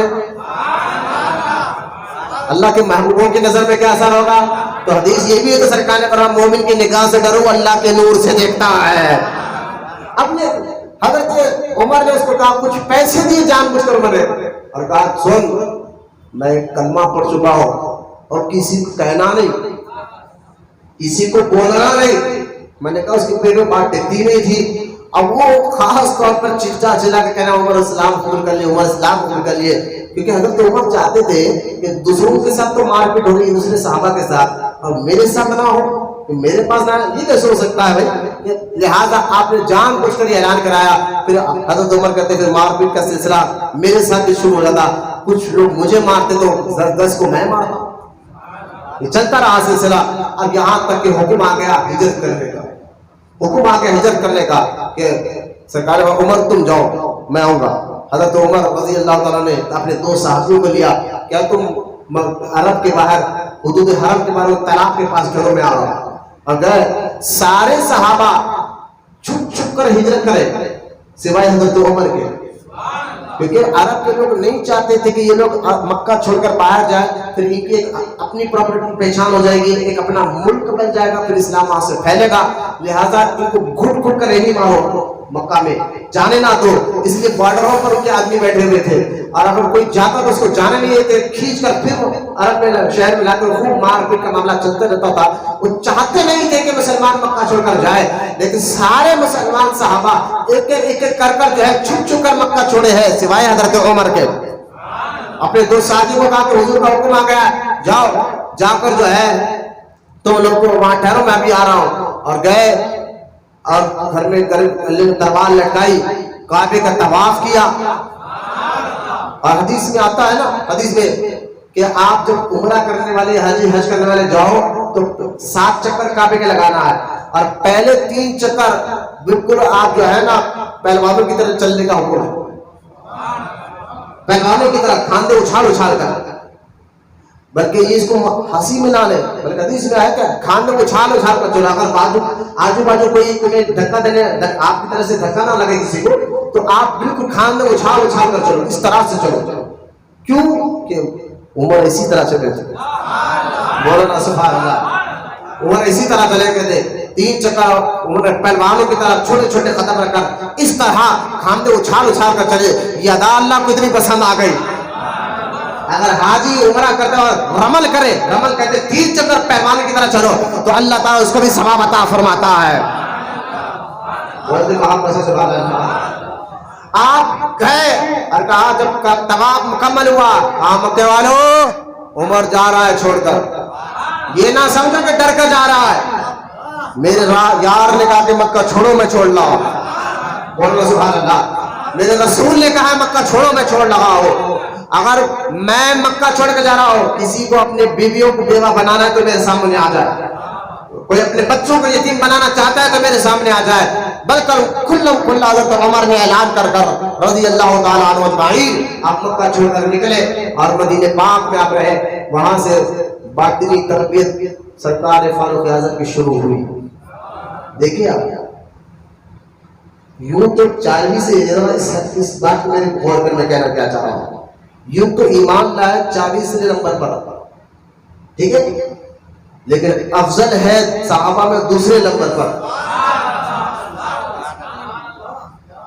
عبداللہ ابن مسعود رضی اللہ تعالیٰ عنہ, عبداللہ ابن مسعود جو سارے احادیث جو روایت کرتے ہیں 4 صحابہ بڑے مشہور ہیں جو جن نے سب سے زیادہ حضور سے حدیثہ سنی اور روایتیں کی. ان میں ایک عبداللہ بن مسعود بھی ہے رضی اللہ تعالیٰ، ایک ابو ہریرہ بھی ہے، سیدہ عائشہ صدیقہ بھی ہے، انس بن مالک بھی ہے. یہ 4 ان کون سے آپ کو حدیث ملیں گے، ان سے روایت کرتا ہوں. عبداللہ ابن مسعود وہ صحابی ہے، عبداللہ ابن مسعود کے بارے میں آپ سنیں، آپ جامع ترمذی اٹھا کر دیکھیں. عبداللہ ابن مسعود رضی اللہ تعالیٰ عنہ حضور کی اتنی قریب، حضور کے گھر میں اتنا آنا جانا، اتنا آنا جانا، اتنے قریب تھے کہ دوسرے صحابہ جو نئے نئے اسلام میں داخل ہوتے اور مدینہ پاک میں آ کر رہتے تو عبداللہ ابن مسعود کا حضور کے گھر آنا جانا دے کر کہتے تھے کہ عبداللہ ابن مسعود ہونا اہل بیت سے ہے. بولے نا نہیں سمجھے آپ، یہ حضور کے گھر میں آنا جانا اتنا تھا عبداللہ ابن مسعود کا کہ نئے نئے صحابہ اسلام ان کو یہ سمجھتے تھے کہ عبداللہ ابن مسعود اہل بیت سے ہے، اتنے فری تھے. بولو نا سبحان اللہ. اور عبداللہ ابن مسعود رضی اللہ تعالیٰ عنہ صحابہ میں 14، ایک روایت میں آتا علماء فرماتے ہیں 14 مجتہد صحابہ تھے. مجتہد مفتی سے بھی بڑا مجتہد ہوتا ہے. 14 ہی تھے 1.25 لاکھ صحابہ مجتہد صحابہ، جس میں چاروں خلفاء تو ہے ہی، لیکن مجتہد صحابہ تھے. ان مجتہدوں میں عبداللہ ابن مسعود کا بھی نام آتا ہے. علم دیکھیں، حضور کے گھر آنا جانا دیکھیں، وہی عبداللہ ابن مسعود رضی اللہ تعالیٰ عنہ. اب سنیں عبداللہ ابن مسعود عمر ابن خطاب سے کیا محبت کرتے ہیں. آپ فرماتے ہیں کہ کسی نے کہا کہ آپ ہر اپنی محفل میں عمر نہیں ذکر کرتے، کیونکہ آپ عبداللہ ابن مسعود شاگرد ہیں پورا فاروق اعظم کے لیے. آنے کہ عبداللہ ابن مسعود جو ہے 6ویں نمبر پر ایمان لائے. کتنے نمبر پر؟ اور فاروق اعظم 40ویں نمبر پر. پیر جو ہے نا یہ نہیں دکھتا رتبہ دینے کے لیے، خلافت دینے کے لیے، اصل میں خاصیت اور خوبی دکھتا ہے، اہل دکھتا ہے، اہلوں کو دی جاتی ہے. غریب ارے یہ تو پہلے آئے بھائی ایمان لائے، امام عمر کو بعد میں لائے. لیکن عبداللہ ابن مسعود کہتے ہیں اگر مجھے پتا چل جائے نا یہ کتا عمر کے گلی سے آ رہا ہے تو میں اس کتے سے بھی محبت کروں گا. یہاں کتے سے محبت کرنا مراد یہ نہیں کہ معاذ اللہ یہ لوگ طاقت یہ کہ آپ اپنے آپ عمر کی گلی کا کتا کہا نا، یہاں کتے سے مراد اس کی وفاداری ہے. اگر آپ کو میں شیر کی طرح ہوں تو آپ جانا، شیر سے مراد اس کی شجاعت، اس کی طاقت لی جاتی ہے، تو کتے سے مراد اس کی وفاداری لی جاتی ہے، اس کے اندر جو وفاداری ہے نا وہ دی جاتی ہے. عبداللہ ابن مسعود کہتا ہے اگر مجھے پتا چلے گلی کا سے کتا جو آ رہا ہے عمر کے گلی سے آ رہا تو اس سے بھی محبت کرتا ہو. یہی عبداللہ ابن مسعود رضی اللہ عنہ فرماتے ہیں ہم ایک مرتبہ فاروق اعظم کے ساتھ بیٹھے تھے. ایمان تو 6 نمبر پر لائے لیکن غلام فاروق اعظم کے ہے نا. عمر ابن خطاب کہتے حضرت عبداللہ ابن مسعود کہتے ہیں ہم بیٹھے ہوئے تھے، کچھ بات چلتے چلتے حضرت عمر نے اللہ اکبر کہا. کچھ بات چلتے چلتے عمر نے اللہ اکبر کہا. عبداللہ ابن مسعود کہتے ہیں ہم نے عمر کی آواز میں آواز ملا کر اللہ اکبر کہا تو عبداللہ ابن مسعود کہتے ہیں خدا کی قسم جو لذت عمر کے ساتھ اللہ کے ذکر کرنے میں آئی، بولے سبحان اللہ، جو لذت عمر کے ساتھ اللہ کے ذکر کرنے میں آئی ہے ہم 1000 مرتبہ تنہائی میں بیٹھ کر اللہ اکبر کہتے رہے، وہ لذت و مٹھاس نہیں آئی جو عمر کے ساتھ 1 مرتبہ کہنے پر آئی تھی. یعنی سے سمجھ گیا مرشد اور مرید کا معاملہ کیا ہوتا ہے. تنہائی میں اللہ کہو لیکن مرشد کے سامنے اللہ کا ذکر کرو تو اس کی کیفیت ہی کچھ الگ ہوتی ہے. صحابہ سے چلتے آتا لہذا عبداللہ ابن مسعود کے یہ روایت بھی آپ سن لیں. اب آگے آپ دیکھیں فاروق اعظم عمر ابن خطاب رضی اللہ تعالیٰ عنہ کی تربیت، کیونکہ میں کچھ باتیں آپ کے سامنے رکھا. یہاں علماء نے بیان فرمایا کہ حضرت عمر ابن خطاب کی مثال کے بارے میں، اور میں آپ بتا دوں آپ کے جیسا آپ سوچتے تھے حضرت عمر رضی اللہ تعالیٰ عنہ جیسا آپ سوچتے تھے ویسا قرآن میں آیت اتر جاتی تھی. جیسے آپ کی فکر ہوتی تھی ایسے آیت اتر جاتی. کیوں میں آگے بھی بتاؤں گا. تو علماء کہتے ہیں قرآن میں 17 سے 18 آیات ایسے ہیں جو حضرت عمر سوچتے تھے تو اللہ تعالیٰ وہی بات کو نازل قرآن میں کر دیتا تھا. اور یہ 18 کے آیات ہیں، یہاں پر میں وہ آیتیں بھی نکال کر آیا ہوں. جو 18 قسم کی ساری آیتیں میرے سامنے ہے، میں اگر میں ساری آیتیں آپ کو سناؤں گا تو میں سمجھتا ہوں وقت زیادہ ہو جائے گا، لیکن آپ کو ان میں سے 1-2 آیات میں آپ کو بتا دیتا ہوں. جیسا عمر سوچتے تھے کہ اس طرح آئے نا شراب کے بارے میں، اسی طرح شراب حرام ہونے کے بارے پر تو آیت اتری. پھر حضرت عمر نے کہا کاش اللہ تعالیٰ کھل کر شراب کے بارے میں کہہ دیتا، تو آیت اتر گئی. آج کے بعد شراب کوئی ہاتھ نہ لگائے. پھر آپ نے سوچا مقام ابراہیم کے بارے میں کہ کاش مقام ابراہیم جو ہے نا وہ اس کو مسلح بنایا جائے، یہ اللہ کے مقدس نبی کے قدموں کے نشان ہے. نسبت بھی اس میں آ گئی. فاروق اعظم کی نظر میں نسبت کی بڑی اہمیت ہوتی تھی. مجھے بتا کہ فاروق اعظم کے دل میں خیال ہی کیوں آیا کہ مقام ابراہیم کو مسلح بنایا جائے، اس کو عزت سے رکھا جائے؟ کیونکہ اس پر ختم کے نشان تھے ابراہیم علیہ السلام کے. وہ دکھنے میں پتہ ہے لیکن نشان آنے سے اس میں اس کی نسبت ہو گئی، اس کی اہمیت ہو گئی. آپ نے اس قدموں کے نشان کو دیکھ کر کہا تھا کہ کاش اس کو مسلح بنایا جاتا، اور قرآن میں آیت اتر گئی اب مقام ابراہیم کو مسلح بنایا جائے. اب یہاں 17 سے 18 آیت میں آپ کو ایک کے بعد میں وقت زیادہ ہو جائے گا. شاہ ولی اللہ محدث دہلوی رضی اللہ تعالیٰ عنہ حجت البالغہ میں ایک پیاری بات فرمائی کہ یہ کیسے ہو سکتا ہے جو عمر سوچ رہے ہیں وہی منشاء الہی بھی ہوگی. یہ مقام کیسے کوئی پا سکتا ہے جو سوچ رہے ہو اور رب کا منشا بھی وہی ہوگی. یہ ڈائریکٹ مزاج منشاء الہی سے ٹچ کیسے ہو رہی ہے؟ تو شاہ ولی اللہ محدث دہلوی فرماتے ہیں کہ سنو، اس میں طریقت میں روحانیت میں جب مرید جو ہے مکمل تربیت میں آ جاتا ہے تو ایک اس کے اندر سے ایک خیال نفس اور روح کے درمیان، تصور میں عمر کو سمجھا، نفس اور روح کے درمیان ایک خیال پیدا ہوتا ہے. اس کو طریقت کی زبان میں مقامات کہتے ہیں. کیا کہتے ہیں؟ مقامات. اور دوسرے لفظوں میں یقین. اب یقین سے مراد یہ یقین جو ایمان والا ہے، اللہ پر یقین ہے نا، یہ طریقت والا یقین جس کو حق الیقین، عین الیقین کہتے نا، علم الیقین، حق الیقین، عین الیقین. یہ 3 قسم کے یقین تھے. لیکن میں بتا تو یہ اس کو مقامات کہتے ہیں، مقامات. اور یہ بندہ تربیت میں آ کر نفس اور اس کے روح کے درمیان وہ مقامات کے خیالات پیدا ہوتے ہیں. کسی نے کہا حضور تھوڑا اور آسان کر سمجھا دے، ہم مرید بھی بیٹھے ہوئے ہیں بات بھی سمجھے، کیونکہ عمر ابن خطاب مرید بھی ہے اور مراد بھی ہے نا. مرید ہو جو پیر کو خود جا کر کہہ کے مرید بنائے، اور مراد وہ کہ مرشد خود کہے کہ تو میرا مرید بن جا.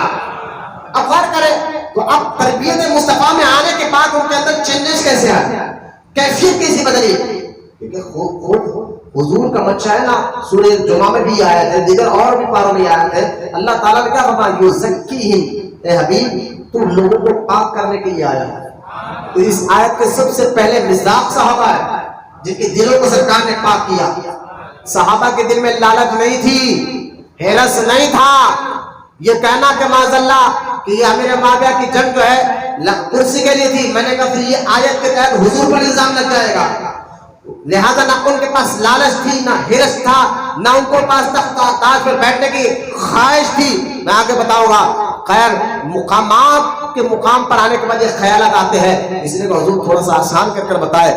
اب چلے شاہ ولی اللہ محدث دہلوی کہتے ہیں، اس کی ایک مثال میں دیتا ہوں. دیکھیں ایک آقا ہے اور ایک غلام ہے، اور آقا اپنے غلام سے بڑی محبت کرتا ہے اور غلام اپنے آقا سے بڑی محبت کرتا ہے. اور آقا کئی سال سے اس کو اپنے ساتھ رکھا ہے، اٹھنا بیٹھنا چلنا پھرنا ہر وقت وہ آقا کے ساتھ ہی رہا ہے. غلام آقا کے ساتھ ہی رہا ہے، اور ساتھ رہ کے اور مجھے بتایا غلام کو آقا کی مزاج کے بارے میں معلوم ہو گیا نہیں نا؟ آقا کی مزاج کے بارے میں معلوم ہو جاتا نا. اب یہ آقا کو کیا پسند ہے اور کیا پسند نہیں ہے، وہ کب خوش ہوتے ہیں کب ناراض ہوتے ہیں، یہ ساری باتیں ایک غلام صحبت میں رہ کر جاننے پہچاننے لگ جاتا ہے. شاہ ولی اللہ محدث دہلوی کہتے ہیں بس یہ مثال ذہن میں رکھو، جب ایک آقا اپنے بڑے آقا سے ملنے کے لیے جائے اور اپنے خاص غلام کو تو دروازے کے پاس کھڑا، جو مجھ سے بھی بڑا میں مجھ سے ملنے جا رہا ہوں، اور وہ دور دروازے کے پاس کھڑا ہوا ہے، اور آقا جو ہے گیا اور اپنے بڑے آقا سے بات کر رہا ہے، تو وہ اپنے آقا کے بات چیت کے لہجے کو دیکھ کر، جو غلام کھڑا ہے نا دروازے کے باہر، وہ اپنے آقا کے بات چیت کے لہجے کو دیکھ کر ہاتھ یوں کرنے پر، آنکھیں چڑھانے پر، مسکرانے پر، چہرہ پر خوشی لانے پر، خالی ان کے اندازوں کو دیکھ کر غلام یہ کہتا ہے دروازے کے باہر، ہو نہ ہو میرا آقا یہی بات کر رہا ہے. بولو نا سبحان اللہ. ہو نہ ہو میرا آقا بات تو یہی کر رہا ہے. بس یہی مثال دے کر شاہ ولی اللہ محدث دہلوی کہتے ہیں کہ یہ شیخین ابو بکر اور عمر مزاج شناس رسول ہے. بس حضور کی اداؤں کو دیکھ کے سمجھ جاتے تھے بات یہی ہونے والی ہے. بولنا سبحان اللہ. بات یہی ہونے والی ہے، اور وہی آتی بھی وہی تھی. بولو یار سبحان اللہ. یہ ہے مقامات فاروق اعظم کی روحانیت. روحانیت کہاں تھی ابو بکر عمر میں نے کہا یہ روحانیت نہیں ہے، اس کو روحانیت نہیں کہتے. کیا کہتے ہیں؟ آگے بڑھے. حدیث پاک میں آتا ہے، سنا ہے نا، رحمت اللہ صلی اللہ علیہ وسلم نے فرمایا کہ سنو، عمر جس گلی سے جاتا وہاں سے شیطان راستہ بدل لیتا ہے. پھر سوال ہوا عمر کے جانے پر شیطان راستے کیوں بدلتا ہے؟ وجہ کیا ہے؟ کسی نے کہا اس کے پیچھے حکمت کیا ہے؟ میں نے کہا آؤ شاہ ولی اللہ محدث دہلوی کو پھر سے پڑھو. اس کو بہت پیارے طریقے سے آپ نے سمجھایا. شاہ ولی اللہ محدث دہلوی فرماتے ہیں سنو، اگر یہ بات سمجھنا ہے کہ عمر کے جانے سے شیطان راستہ کیوں بدلتا ہے، اس کو سمجھنا ہے، تو شاہ ولی اللہ محدث دہلوی کہتے ہیں تم اپنی روح کو سمجھو. تمہاری روح کیا ہے؟ تمہاری روح اللہ کی نافرمانی کی وجہ سے جو ہے بدن میں دب گئی ہے. اگر اس روح کو تو اللہ کی اطاعت کرتے ہوئے پاک اور تطہیر بنا دو تو یہ روح اپنا اثر جسم پہ بھی ڈالتی ہے، اور روح اپنا اثر جب جسم پر ڈالتی ہے تو جسم کو بھی اپنی روح کی طرح بنا لیتی ہے. بولنا سبحان اللہ. جسم کو بھی اپنے روح کی طرح بنا دیتی ہے. اسی لیے تو غوث اعظم فرماتے ہیں کہ میں ایک ہی دن میں 70 مریدوں کے گھر افطار کرنے چلے گیا.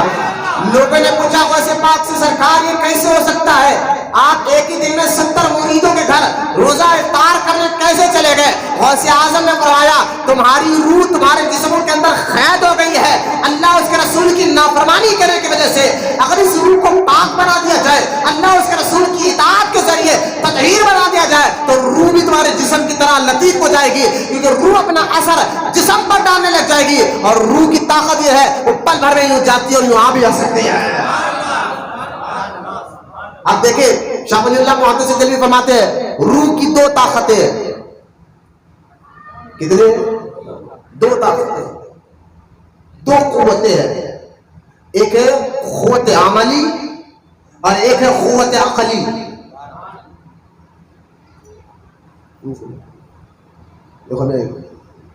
قوت عملی اور قوت عقلی، یہ 2 قوتیں گناہ کی وجہ سے دبے ہوئے. یہ روح آپ کے ہمارے اندر بھی ہے، سمجھے بات کو، ہمارے اندر بھی ہے. لیکن آپ دیکھیں اب آپ کے ہمارے اندر بھی ہے، لیکن اس میں دبی بھی ہے اللہ کی نافرمانی کی وجہ سے. لیکن شاہ ولی اللہ محدث دہلوی بولا جب اطاعت کرتے کرتے بندہ اللہ رسول کی فرمان پر سنتوں پر چلتے چلتے اس کی اطاعت کرتے کرتے تو قوت عملی کا اثر روح پر ہونے شروع ہو جاتا ہے، اور روح بالکل تطہیر ہونے شروع ہو جاتی ہے، پاک اور صاف ہونے شروع ہو جاتی ہے. بس یہ روح جب پاک اور صاف ہونے لگتی ہے تو قوت عملی کا اثر روح پہ ہوتا ہے. بات سمجھ میں آ رہی ہے نا؟ بہت نیچے اتر کر میں سمجھا رہا ہوں. قوت عملی کا اثر روح پہ ہو جاتا ہے، اور روح اپنے جسم کو اپنی طرح لطیف بنا دیتی ہے، اب رہت قوت عقلی، جس طرح اطاعت کرتے کرتے روح پر اثر آنا شروع ہو جاتا ہے، گناہوں سے بچتے بچتے روح پاورفل ہونا شروع ہو جاتی ہے، اور وہ قوت عملی کی طاقت اس کے اندر آ جاتی ہے. بس اسی طرح قوت عقلی، جس کی عقل اللہ کی یاد، اللہ کے ذکر سے جس کی عقل بھی مضبوط ہونے لگ جائے، عقل بھی پاک ہونے لگ جائے، عقل کی بھی تطہیر ہونے لگ جائے، عقل پاکیزہ ہونے لگ جائے تو بس یوں سمجھیے وحی کا مقام، نبی کا مقام تو یہی ہوتا ہے کہ وہ قوت عقلی میں اعلیٰ مقام پر ہوتے ہیں، اس لیے وحی کو ڈائریکٹ دیکھ لیتے ہیں، وحی کو ڈائریکٹ دیکھ لیتے ہیں۔ لیکن اگر کوئی بندہ نبی کا نائب ہوتے ہوئے، نبی کا غلام ہوتے ہوئے ان دونوں طاقتوں کو اپنے اندر اجاگر کر دے تو بس یہ کیفیت آ جاتی ہے، جب وہ بندہ کسی گلی سے گزرتا ہے شیطان وہاں سے بھاگ جاتا ہے، شیطان وہاں سے بھاگ جاتا ہے۔ اور یہ قوت عقلی کی طاقت بڑھنے کی وجہ سے وہ اپنے آقا کی اداؤں کو دیکھ سمجھتا ہے کہ بات کیا ہونے والی ہے۔ بولا نا محبت سے سبحان اللہ۔ خالی آقا کی اداؤں کو دیکھ کر سمجھ جاتا کہ بات کیا ہونے والی ہے۔ بولو نا محبت سے سبحان اللہ۔ یہ میرے فاروق اعظم کی روحانیت کا مقام، میرے فاروق اعظم کا شان و مقام و مرتبہ ہے یہ کہنا کہ ان کے اندر روحانیت تھی۔ میں نے کیا بکواس کرتے ہو، آپ نہیں سنتے؟ حدیث پاک میں آتا ہے سرکار مدینہ صلی اللہ تعالی علیہ وسلم جو ہے نا ایک مرتبہ، یہ اس روایت کو نہج البلاغہ میں، نہج البلاغہ ہمارے پاس معتبر نہیں ہے ہمارے یہاں، پہلے تشریح کی کتاب ہے لیکن اس کتاب میں بھی ایک روایت موجود ہے نہج البلاغہ میں، اور جامع ترمذی میں بھی حدیث پاک موجود ہے کہ جب فاروق اعظم کا دور خلافت چل رہا ہے، فاروق اعظم کا دور خلافت چل رہا ہے، سرکار ظاہری طور پر پردہ فرما چکے ہیں، ابو بکر ظاہری طور پر پردہ فرما چکے ہیں، فاروق اعظم کا دور خلافت چل رہا ہے۔ مولانا حاجی کہتے ہیں میں ایک بار گھر میں سو رہا تھا، مولانا سبحان اللہ، میں گھر میں سو رہا تھا اور میں نے خواب میں روحانیت دیکھے فاروق اعظم کی۔ فاروق اعظم کا صحیح بخاری اور مسلم میں متفق علیہ حدیث پاک ہے، نبی کریم صلی اللہ تعالی علیہ وسلم فرماتے ہیں میں نے ایک مرتبہ خواب دیکھا، اور نبی کا خواب وہی ہوتا ہے، میں نے اس سے پہلے بتایا آپ کو نبی کا خواب بھی وہی ہوتا ہے۔ سرکار فرماتے ہیں میں نے خواب میں دیکھا کہ ایک دودھ کا پیالہ مجھے دیا گیا ہے اور میں نے اس دودھ کے پیالے سے دودھ لے کر پینا شروع کیا، یہاں تک کہ میرے انگوٹھوں میں وہ سفیدی ظاہر ہونے لگی۔ صحابہ نے پوچھا حضور اس کے بعد کیا ہوا؟ فرمایا میں نے اس پیالے کو عمر کو دیا۔ مولانا سبحان اللہ، میں نے اس پیالے کو عمر کو دیا، پھر عمر پیے اور یہاں تک کہ ان کے انگوٹھے میں سفیدی آنے لگی۔ تو صحابہ کہتے حضور اس کی تعبیر کیا ہے؟ حضور اس کی تعبیر کیا ہے اس خواب کی؟ نبی کا خواب وہی ہوتا ہے، ذہن میں رکھے۔ خوابوں کے بارے میں نے آپ کو پہلے بتا، نبی کا خواب وہی کے برابر ہوتا ہے۔ کہ حضور اس کی تعبیر کیا ہے؟ فرمایا تعبیر اس کا علم ہے۔ مجھے بتائیے جس پیالے سے حضور نے دودھ پیا اسی پیالے سے عمر بھی پی رہے ہیں، یہ روحانیت ہے وہ نہیں تو اور کیا ہے فاروق اعظم کی؟ روحانیت نہیں تھی۔ میں نے کہا کیا بات ہے؟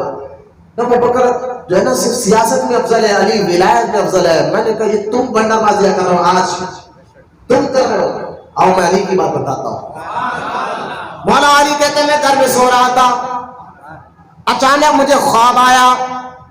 خواب میں نے دیکھا سرکار مدینہ صلی اللہ علیہ وسلم فجر کی نماز پڑھا کر جلوہ فرمائے بیٹھے ہوئے ہیں، اور سرکار کے آئے کھجور کا ٹوکرا آیا، سرکار اپنے مبارک ہاتھوں سے تمام صحابہ کو کھجوریں بانٹ رہے ہیں۔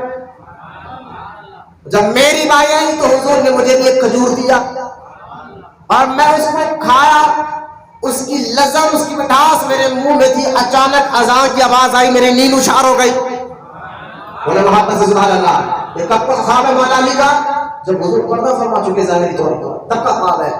کام میں نیند سے بیدار ہوا، فوراً وضو کر کے میں مسجد میں گیا، عمر کے پیچھے نماز پڑھا۔ مولانا سبحان اللہ، فاروق اعظم کا دور ہے، عمر کے پیچھے نماز پڑھا، اور جس طرح نماز پڑھنے کا میں نے خواب میں حضور کو بیٹھا ہوا دیکھا تھا، عمر بھی ایسا ہی بیٹھے۔ بولو سبحان اللہ، عمر بھی ایسا ہی پلٹ کر بیٹھے۔ جس طرح میں نے حضور کو بیٹھا دیکھا اس طرح عمر کو بیٹھا ہوا دیکھا، اور ہوا بھی یوں کہ ایک جنے کھجور کا ٹوکرا لائے۔ بولو سبحان اللہ، وہاں پر سے کھجور کا ٹوکرا لے کر آئے۔ اب جس طرح میں نے خواب میں دیکھا حضور سب کو بانٹ رہے، عمر بھی بانٹنا شروع کیا۔ بولو سبحان اللہ، بانٹنا شروع کیا۔ علی فرماتے ہیں میری باری آئی، میں گیا تو عمر نے ان کو بھی ایک کھجور دیا، عمر نے ان کو بھی ایک کھجور دیا۔ وہ کھائے اور کھا کر کہا عمر ایک اور دے، عمر ایک اور دے۔ تو حضرت عمر کہنے لگے علی اگر خواب میں حضور نے تجھے دوسرا دیا ہوتا تو عمر بھی دیتا۔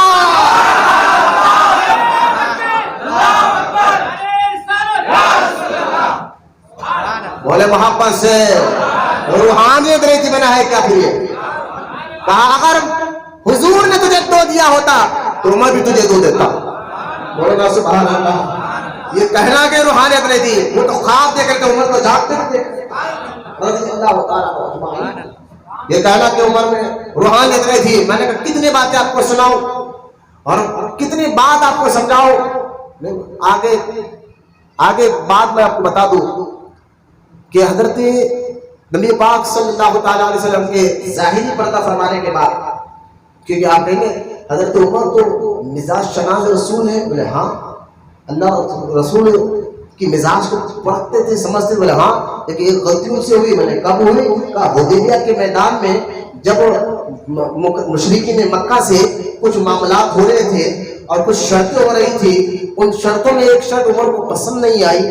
حضرت عمر رضی اللہ تعالیٰ عنہ سیدھا گئے حضور کی بارگاہ میں, یا رسول اللہ جب ہم حق پر ہے اور ہم جو ہے ہمارا دین حق پر ہے, اب اللہ کے رسول ہے, پھر ہم ان کی ایسی شرطیں کیوں مانے؟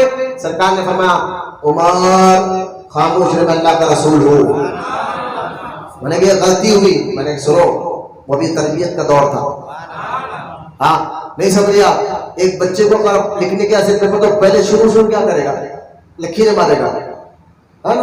پھر آگے ایک کاپی دو کاپی کا دھیرے لکھنا شروع کر دے گا. لکھی مارتا اس کو کتابیں نہ آتا ہوں. بھائی ابھی تو شروعات ہے نا, ابھی تو تربیت ہے, ابھی آگے بڑھے تو یہ تربیت کا دور تھا. ابھی سمجھے نہیں تھے حضور کا منشا کیا ہے, سمجھا نہیں تھا. ابھی تربیت تو باقی حضور ہی تو کرنا ہے نا. سب یہ پیارے تو پاک کریں تو ان کی مزاجوں کو پاک کر.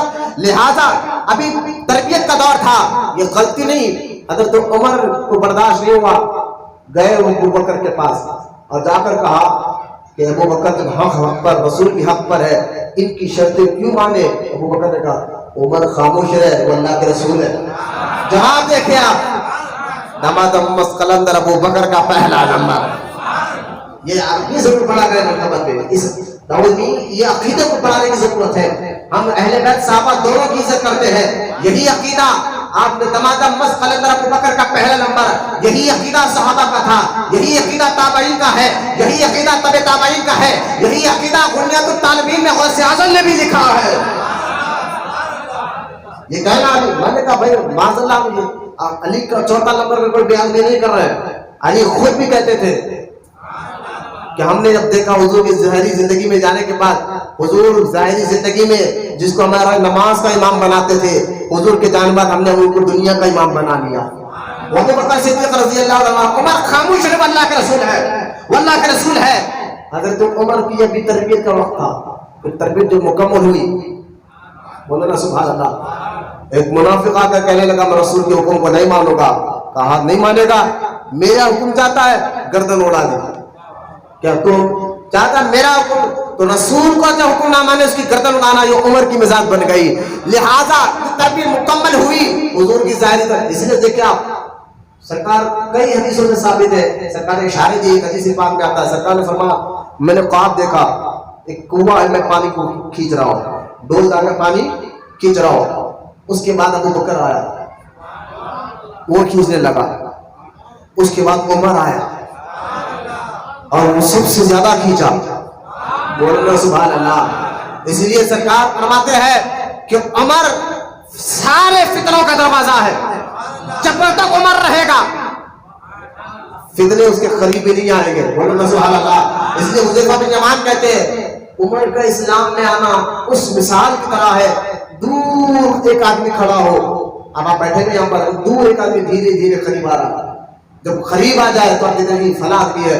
بس عمر کی مثال ایسی ہے کہ جب عمر اسلام قبول کرے تو اسلام دھیرے دھیرے قریب آتا گیا, آتا گیا, آتا گیا, آتا گیا. اور جب عمر کو شہادت ہو گئی, شہید ہو گئے, جس طرح ایک قریب کا آدمی دھیرے دھیرے دور چلے جاتا ہے, اسلام میں فتنے آتے رہے, اسلام دور جاتا رہا. یہ حذیفہ بن یمان کہہ رہے ہیں اور دیگر صحابہ یہی کہتے ہیں حضرت عمر رضی اللہ تعالیٰ عنہ کے بارے میں کہ وہ جب تک اسلام میں تھے فتنہ کوئی نہیں اٹھتا, ظاہری زندگی تھی, فتنہ کوئی نہیں اٹھاتا تھا. صحابہ کہتے تھے, ایک سرکار نے تمام صحابہ کو بلایا, آپ کے قیامت کے آثار بتاؤ, قیامت کے آثار بتاؤ. لوگوں نے کہا یہ ہوگا. حضرت عمر نے کہا نہیں, یہ تو میں جانتا ہوں, کچھ الگ بتاؤ. جو تم نے سنا ہو حضور کی زبان سے قیامت کا اثر کیا. تو حضرت عبداللہ بن مسعود کھڑے ہوئے کہا کہ عمر میں نے حضور سے سنا ہے کہ ایک دروازہ ہے جب تک وہ مضبوط رہے گا فتنے آ ہی نہیں سکیں گے اسلام میں. اب دروازہ جب ٹوٹ جائے گا فتنے آ جائیں گے. کہا عمر نے قیامت قریب ایسا ہوگا؟ کہا ہاں وہ فتنہ. کہا وہ دروازہ کون ہے؟ کہا عمر تم ہو. مولانا سبحان اللہ، وہ عمر تم ہو. اب یہ عمر فاروق کی تربیت جب مکمل ہوئی، آپ دیکھیے جب علامہ پیر مہر علی شاہ رحمۃ اللہ تعالیٰ علیہ جو اولاد و سیاست میں جن کا مزار پاکستان سیالکوٹ میں موجود ہے، یہ بات آپ نے اپنی کتابوں میں بھی لکھی ہے کہ جو شیعہ اعتراض کرتے ہیں کہ حضور کی ظاہری زندگی پردہ فرمانے کے ابو بکر نے علی کو بغیر بولے لوگوں سے بیعت لینا شروع کر دی. ایسا نہیں، حضرت عمر نے فتنے کو ڈھانپ لیا تھا. ادھر حضور ظاہری دنیا سے پردہ فرمائے، انصار میں سے کچھ صحابہ بیٹھے ہوئے تھے اور انصار صحابہ یہ کہہ رہے تھے کہ اب حضور تو دنیا سے تشریف لے گئے ہیں، کوئی ایک تو امیر ہونا چاہیے ہم میں سے، کوئی ہمارے امیر مدینے کے پاک کے صحابہ. حضرت عمر نے سن لیا، وہ آپس میں بحث کرے کہ تو یہاں ایک اور بات بتا دو. آپ کہنے کہ مولانا ابھی تو ہم نے کہا کہ صحابہ کے دلوں میں لالچ نہیں تھی، حسد نہیں تھا، تکبر نہیں تھا. بالکل نہیں تھا، بالکل نہیں تھا. پھر یہ آپس میں بحث کیا کی تھی؟ آپس میں بحث کس لیے تھی کہ میں امیر بنوں تم امیر بنے؟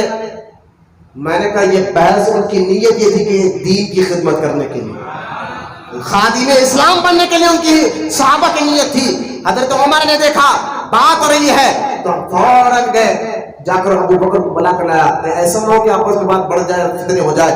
ابو بکر کو بلا کر لایا اور لا کر ان انصار کے سامنے ٹھہر کر کہا کہ انصار صحابہ، یہ ابو بکر ہے جو حضور کے ہر وقت ساتھ رہا کرتے تھے اور حضور نے اپنی ظاہری زندگی میں 17 مرتبہ ان کو امامت کا حق بھی دیا، اپنا مسلح دیا ہے، اپنا مسلح دیا ہے. لہٰذا میں ان کے ہاتھ پر بیعت کرتا ہوں. تمام انصار صحابہ بیعت کر لیے. اس وقت علی نہیں تھے. تب شیعہ کہتے تھے کہ علی کو چھوڑ کر بیعت کر لیے، مانا علی کا حق تھا، علی کا حق تھا. میں نے کہا حدیثیں پڑھتا تو وہ پیر مہر علی شاہ نے یہاں پر حدیثیں لکھی. کسی نے جا کر کہا حضور کے بعد خلیفہ بننے کا آپ کا حق تھا، ایسی وصیت کی تھی؟ حضرت علی نے کہا خدا کی قسم حضور نے ایسی کوئی وصیت نہیں کی تھی. حضور نے حضرت علی خود اپنے خطبے میں کہتے نا نا نا ایسی کوئی وصیت حضور نے نہیں کی تھی. جبکہ حضرت عباس آئے اور آ کر کہنے کا علی چھوڑو نا، ہم خلیفہ ہونے کا اعلان کر دیں گے، ہمارا دوسرا کوئی خلیفہ بن جائے گا. علی نے کہا نا میں نہیں بنوں گا، حضور نے ایسی وصیت کی نہیں، نہ میں صحابہ کے بیچ میں جا کر کوئی بات کہوں گا. خود مولا کے خطبے موجود ہے. حضرت علی کہتا اگر حضور میرے بعد مجھے وصیت کرتے تو پھر میں کسی کو خلافت کے منصب پہ بیٹھنے نہیں دیتا، لیکن حضور نے کوئی وصیت کی نہیں. اور نہ وہاں پر ایسے خطبے اگر آپ تصفیہ مابین سنی اور شیعہ کتاب پڑھیں گے پیر مہر علی شاہ کی وہاں سمجھ میں آئے گی. لیکن میں آپ بات ختم کرتے ہوئے ہم قریب آ گئے ہیں. حضرت عمر بن خطاب رضی اللہ تعالیٰ عنہ نے آپ نے 10 سال تک خلافت کی. آپ کے دور میں دور دور جو ہے نا اسلام پھیلا، قیصر اور کسریٰ تک آپ کے دور میں فتح ہوا. بولتے رہیے سبحان اللہ. وہ سپر امپائر تھے روم، وہ فتح ہوا. اور آپ دیکھیں تطہیر روحانیت فاروق اعظم. ایک وہ حدیث پاک ہے حضور مدینے میں بیٹھے بیٹھے 1800 میل دور جنگ موتا کا واقعہ دیکھ رہے تھے. مدینے میں بیٹھے بیٹھے مولانا سبحان اللہ مدینے پاک میں بیٹھے بیٹھے کہا اب جعفر طیار کے ہاتھ میں جھنڈا ہے، وہ شہید ہو گیا. اب جھنڈا جو ہے ابو عبیدہ بن جرار کے ہاتھ میں آیا، وہ شہید ہو گیا. اب جھنڈا جو ہے زید کے ہاتھ میں آیا، وہ شہید ہو گیا. اب جھنڈا خالد بن ولید کے ہاتھ میں آیا. یہ حدیث ظاہر میں کہ ساری تاریخ کی کتابوں میں حدیث پاک موجود ہے. حضور مدینے پاک میں بیٹھے بیٹھے جنگ موتا کے واقعات کو بتا رہے تھے اور یہ حدیث ظاہر میں رکھے. اب نائب رسول فاروق اعظم کو دیکھے، اس حدیث کو دیکھے، مدینے میں رہ کر وہاں دیکھ رہے تھے. ادھر فاروق اعظم جمعہ کا دن ہے خطبہ دینے کھڑے ہوئے ہیں. اچانک فاروق اعظم کہتے ہیں یا ساریات الجبل. سبحان اللہ. میں نے کہا مزاج رسول میں ڈھلے کے ساتھ فاروق اعظم ہے. ادھر حضور مدینے میں رہ کر دور کی جنگ کو دیکھ رہے تھے، ادھر فاروق اعظم مدینے میں رہ کر دور کی جنگ کو دیکھ رہے ہیں. اے ساریہ پہاڑ کی طرف دیکھ. بولو نا سبحان اللہ. صحابہ بیٹھے ہوئے، ہاں ساریہ تو یہاں سے 1800 کلومیٹر دور گیا، عمر کو کیا ہو گیا؟ عمر کو کیا ہو گیا کہ تم ساریہ کو پکار رہے؟ بس بات ختم کی، بات ختم ہوئی نا، کچھ صحابہ آپس میں بات کرنے لگے، جب عمر کی عمر زیادہ ہو گئی، بوڑھے ہو گئے، ساریہ تو وہاں گیا 1800 کلومیٹر، کیونکہ آپ یہاں چیخ رہا ہے کچھ صحابہ. اور بات آئی مولا علی کے پاس، علی آپ ہی بات کر رہی ہے، عمر کو ہو کیا گیا؟ منبر پہ کھڑے ساریہ کو چیخ رہا ہے. اب ہے مولا علی کا کچھ صحابہ ایسے باتیں کر رہے ہیں، علی عمر تم کیوں چیختے ہو؟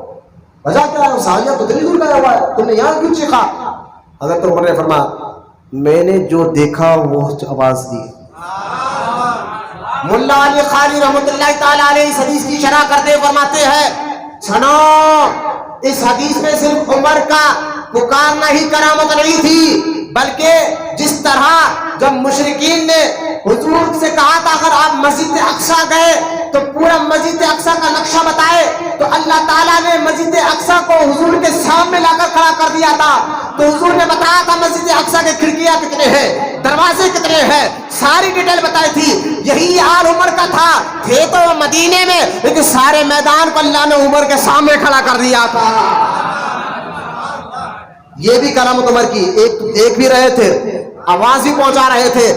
اب آئے گئی بات، حضرت علی خاموش ہو گئے. جب ساریہ تو جبل آئے واپس جنگ ختم کر لوگوں نے پوچھا یہ کیا کیا معاملہ ہوا؟ تو کہا ہم تو جمعہ کے دن فلاں ٹائم پر لڑ رہے تھے، اچانک عمر کی آواز آئی. بولنا سبحان اللہ. عمر کی آواز آئی ہمارے کانوں میں، ساریہ پہاڑ کی طرف دیکھو، ہم بھلے کہ یہ تو امیر المومنین کی آواز ہے. ارے آواز جاتی بھی نہیں کیسے؟ علی تو اس لیے کہتے ہیں جب حضرت عمر نے علی سے بلا کر کہا علی میں یہ چاہتا ہوں کہ میں ایران کی جنگ میں جو صحابہ جا رہے ہیں ان کے ساتھ میں بھی جاؤں اور ان کے ساتھ جنگ لڑوں، تو مولا علی نے فرمایا نا عمر تو مثل قطب کی طرح ہے. بولے سبحان اللہ. تو قطب کی طرح ہے. قطب کس کو کہتے ہیں؟ دو چکیوں کی جو میخ ہوتے ہیں، دو چکیاں ہوتا ہے نیچے پر، اس کے میخ کو قطب کہتے ہیں. علی فرماتے ہیں عمر تو قطب کی طرح ہے، تو مدینے میں رہ کر سارے دشمنوں کو پیس کر رکھ سکتا ہے. مولانا محبت سبحان اللہ. بعد میں کچھ صحابہ نے اعتراض کیا، جا کر معافی مانگی، یہ میرے عمر کی روحانیت ہے. مولانا سبحان اللہ، یہ میرے عمر کی روحانیت ہے. حضرت عمر ابن خطاب رضی اللہ تعالیٰ عنہ کے فضائل خود مولا نے کئی مرتبہ، آپ دیکھیں حضرت، میں یہاں یہ حدیث پاک جو ہے بخاری شریف میں بھی موجود ہے، کتاب فضائل صحابہ، وہاں پر یہ حدیث پاک موجود ہے کہ نبی کریم صلی اللہ تعالیٰ وسلم کے مقدس پیارے صحابی حضرت عمر رضی اللہ تعالیٰ، جب آپ کی شہادت ہوئی نا، جس تختے پر حضرت عمر کو غسل دینے کے بعد کفن پہنانے کے بعد رکھا گیا، صحابہ بیٹھے تعزیت کر رہے، ہم نے جنازے کی نماز پڑھی، دعا کی، جنازے کی نماز پڑھی، دعا کی. مولانا سبحان اللہ. یہ حدیثوں میں ہے نا، جنازہ پڑھتے لے کے بھاگنا یہ تمہارا طریقہ ہے بھائی.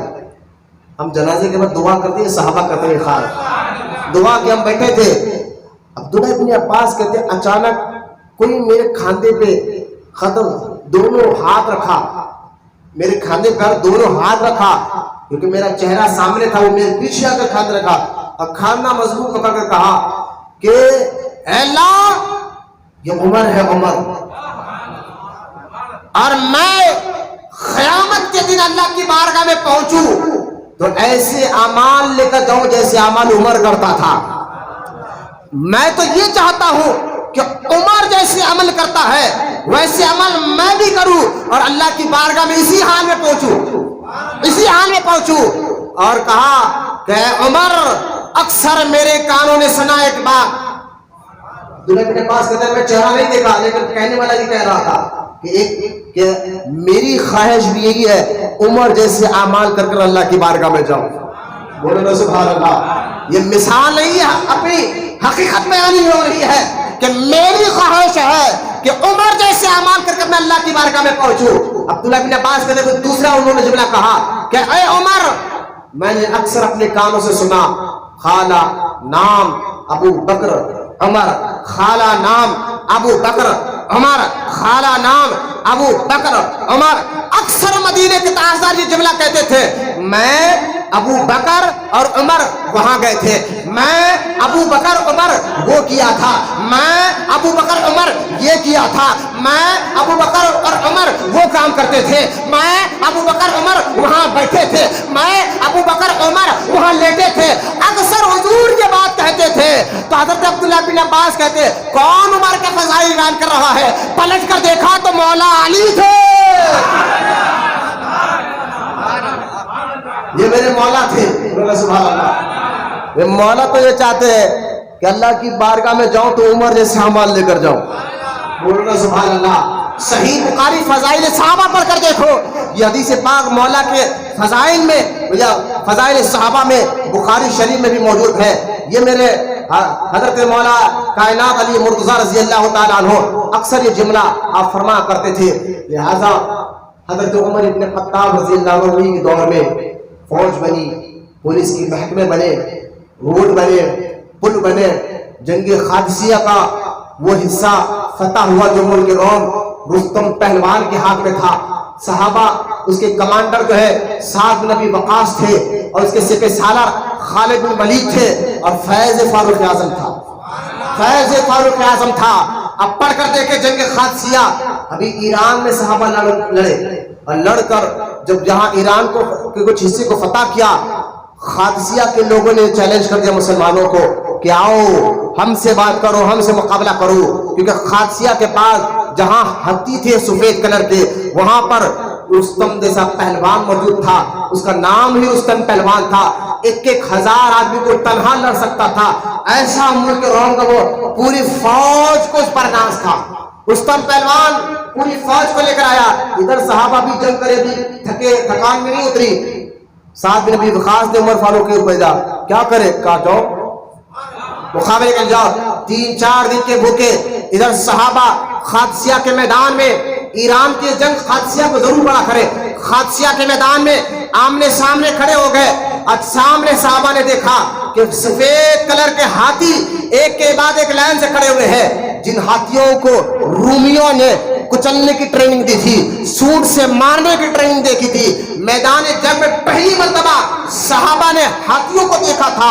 لیکن صحابہ، بولنا سبحان اللہ، صحابہ کی جان پر قربان جائے، ان کے بات پر بلتے ہو کالے کپڑے والے، ان پر پکڑے ہو جنہوں نے بھوکے پیاسے رہ کر یہ نہیں کہا کہ ہم ان سے کیا لڑے گئے. صحابہ نے جب جنگ شروع ہوئی تو اونٹ کے ہاتھیوں کے اونٹ سوٹ کو پکڑا اور دوسری تلوار ان کی آنکھوں پر مارا تھا.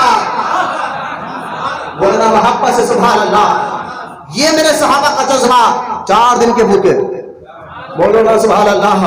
یہ صحابہ کا میوہ کا ہاتھی کے سونٹ کو پکڑا اور تلواروں سے اس کی آنکھوں پر مار کر ہاتھیوں کو نیچے گرا. وہ ہاتھی جن کو ٹریننگ دی تھی کودلنے کی، وہ ہاتھی جس کو اصول سے مارنے کی کودلنے کی تھی. اور یہ صحابہ دبلے پتلے 4 دن کے بھوکے.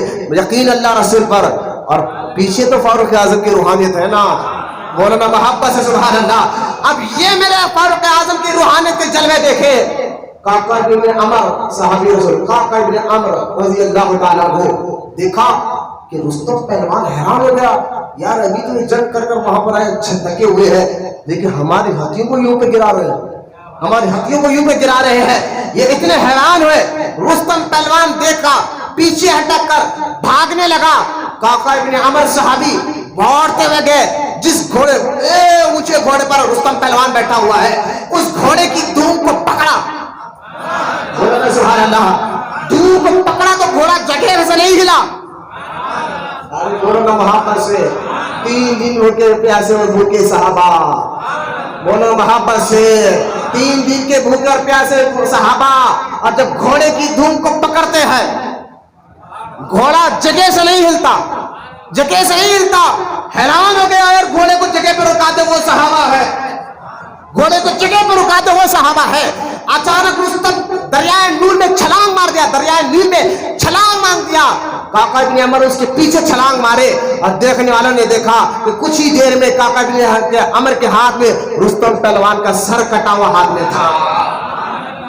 یہ فیض فاروق اعظم تھا. مولانا سبحان اللہ. یہ فیض فاروق اعظم تھا رضی اللہ تعالیٰ عنہ. ہم صحابہ اہل بیت سے محبت کرتے ہیں. ہم 10 محرم کو بھی فاروق اعظم کا ذکر کریں گے. فاروق اعظم عمر تو ہے جو بتاتا ہے حسین کا مقام کیا ہے. یہ اہل بیت اور صحابہ میں کبھی جھگڑا نہیں تھا. یہ رتبے مقام یہ مرتبے اللہ اس کے رسول نے ان کو عطا فرمائے. آپ تم کون تو یہ بڑے تھے یہ چھوٹے تھے یہ کہا. میں نے کہا جو فیصلے ہو چکے اس میں بات نہیں ہوگی. سپریم کورٹ جو فیصلہ کر چکا ہے اس پر پھر آج نہیں ایسا نہیں تھا. میں نے کہا آج تمہیں سمجھ میں آیا جو فیصلہ ہو چکا ہے. یہ فیصلے ہو چکے ہیں کہ دمادم مست خلندر ابو بکر کا پہلا نمبر. یہ فیصلہ ہو چکا ہے کہ دمادم مست خلندر ابو بکر کا دوسرا نمبر. یہ فیصلہ ہو چکا ہے دمادم مست خلندر عثمان کا تیجا نمبر. یہ فیصلہ ہو چکا ہے دمادم مست خلندر علی کا چوتھا نمبر رضی اللہ تعالیٰ عنہ اجمعین. اور بھی میں جوابات دیتا. لوگ کہتے ہیں اگر روحانیت تھی ان میں تو ان کے سلسلے کیوں چلے؟ سارے سلسلے علی سے ملتے ہیں. میں نے کہا یقیناً یہ علی کی جزوی فضیلت ہے. یہ سارے سلسلے آپ سے چلتے ہیں. کچھ صحابہ میں فضیلتوں میں کچھ ہے, کسی میں یہ خوبی ہے تو کسی میں نہیں ہے, لیکن جزوی فضیلت ہے. یا فضیلت کل کی بات کی جائے تو پہلے ابو بکر ہے. ساری فضیلتیں ایک جگہ جمع ہو جاتے ہیں وہ ابو بکر ہے. اس کے بعد عمر ہے رضی اللہ تعالیٰ عنہ. میں اس کا بھی جواب دیتا کہ علی سے سارے سلسلے چلے. میں نے کہا پھر امام حسن سے ایک بھی سلسلہ نہیں چلا تو پھر امام حسن پر کیا فتویٰ لگاؤ گے؟ تو سلسلے چلانا بھی اچھی بات ہے لیکن بات سمجھے. انشاءاللہ محرم کی 10 تاریخ آئے گی تب بتاؤں گا کہ مولا عمر ابن خطاب. میں نے کہا مولا علی. ہم نے کہا یہ مولا عمر ابن خطاب کیوں؟ میں نے بھائی سنو. میں نے کہا مولا ابو بکر بھی ہے, مولا عمر بھی ہے, مولا عثمان بھی ہے, مولا ہے ہی مولا. من کنت مولا فہذا علی مولا. یہ تو حضور نے علی کا ہاتھ پکڑ کر کہا. میں نے کہا ٹھیک ہے تو پھر تم ابو بکر کو مولا کیوں کر رہے ہو, عمر کو مولا کیوں کہہ رہے ہو؟ میں نے کہا ابو بکر عمر کو مولا اللہ خود کہہ رہا ہے. اللہ خود کہہ رہا ہے. ادھر رسول کہتے ہیں علی مولا ہے, ادھر ابو بکر عمر کو اللہ خود مولا کہہ رہا ہے. دلیل میں نے کہا 29واں پارہ سورہ تحریم اٹھا کر دیکھو. ہوا مولا و جبریل و صالح المؤمنین. سورہ تحریم 29 کے بارے میں اللہ فرماتا ہے اے حبیب میں بھی تیرا مولا ہوں, مدد کرنے والا.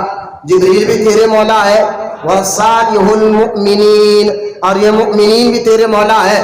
تو عام مفسرین کہتے ہیں یہ آیت اتری ہی ابو بکر و عمر کے لیے ہے. بولنا محبت سے سبحان اللہ.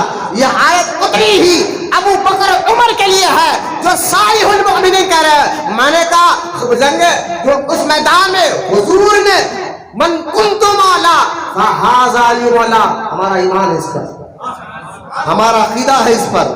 ہم کوئی تارہ نہیں دے رہے ہیں, کوئی دو رخ کی بات نہیں کر رہے ہیں. ہمارا ایمان اور عقیدہ تو ہے اس پر.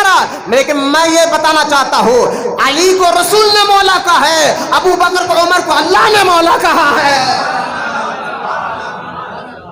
لہذا تمام صحابہ سے محبت کرتے ہیں, ویسے محبت کرتے ہیں. آج یوم فاروق اعظم منایا 10 محرم یعنی بالکل 27 تاریخ کو نماز فجر کے درمیان عمر ابن خطاب رضی اللہ تعالیٰ عنہ پر حملہ ہوا. فجر کے درمیان ابو فیروز لقلو نے آپ پر حملہ کیا جو یہودی تھا, اور پھر بھاگتا رہا. بھاگنے میں 3-4 اور صحابہ کو اس نے شہید کیا. آخرکار جب اس کو معلوم ہو گیا یہ پکڑے گیا ہے تو اس نے اپنے خود کو مار لیا مسجد نبوی میں. یہ ہمارا 3 دن فاروق اعظم زخم میں رہے. دودھ آپ کو پلایا جاتا تو آپ کے اتریوں مبارک سے دودھ بہایا جاتا, پانی پلایا جاتا. اس طرح کا آپ کو زخم آ گیا تھا. اور آپ سے پوچھا گیا آپ وصیت کریں کس کو آپ کے بعد خلیفہ بنائے. عمر نے کہا کہ میرا خلیفہ میرا بیٹا بنے گا. صلاحیت دیکھی جاتی تھی, میرا بیٹا عبداللہ ابن عمر کو خلیفہ بنا دو. نہ ابو بکر نے یہ کہا تھا میرے بعد میرا خلیفہ جو ہے میرا جانشین میرا بیٹا ابو بکر محمد بن ابو بکر ہوگا. نہ عمر نے کیا. انہوں نے 6 رکن ٹوری کو لکھا. اس پر بھی حدیث ہے الامن لا شریف میں اعلیٰ حضرت نے کہا حضرت عمر نے 6 لوگوں کو کیوں گنا, ان 6 میں سے کسی ایک کو بنا لو. اور 6 کا نام حضرت عمر بتا کر گئے تھے. کہا یہ 6 میری نظر میں ہے, 6 میں سے کوئی ایک تمہارا خلیفہ بنے گا. اس میں علی کا بھی نام ہے, عثمان کا بھی نام ہے, عبد الرحمن بن عوف کا بھی نام ہے, عبداللہ بن طلحہ کا بھی نام ہے, عبداللہ بن زبیر کا بھی نام ہے, زبیر بن عوام کا بھی نام ہے. تو انشاءاللہ 6 کی فضیلت کیا ہے اس پر بھی ایک الگ موضوع ہو جائے گا. لہٰذا حضرت فاروق اعظم رضی اللہ تعالیٰ عنہ ان 6 کی ٹوکری بنانے سے کسی ایک کو خلیفہ بناؤ اور ایک کہہ کر آپ کی وصیت ہوئی. 4 رات کو آپ دنیا سے تشریف لے گئے. پہلی محرم کی صبح کو، اس میں کوئی اختلاف نہیں ہے، پہلی محرم کی صبح کو آپ کو قبر مبارک میں رکھا گیا ہے. اللہ کی بارگاہ میں دعا ہے اللہ تمام کو صحابہ اور اہل بیت کی محبت سے مال فرمائے اور ان کے تعلیمات پر عمل کرنے والا بنائے. یا اللہ ہمیں سچا عاشق رسول بنا اور قیامت تک ہماری نسلوں میں عاشق رسولوں کو پیدا فرما. وما علینا الا البلاغ والحمد للہ رب العالمین.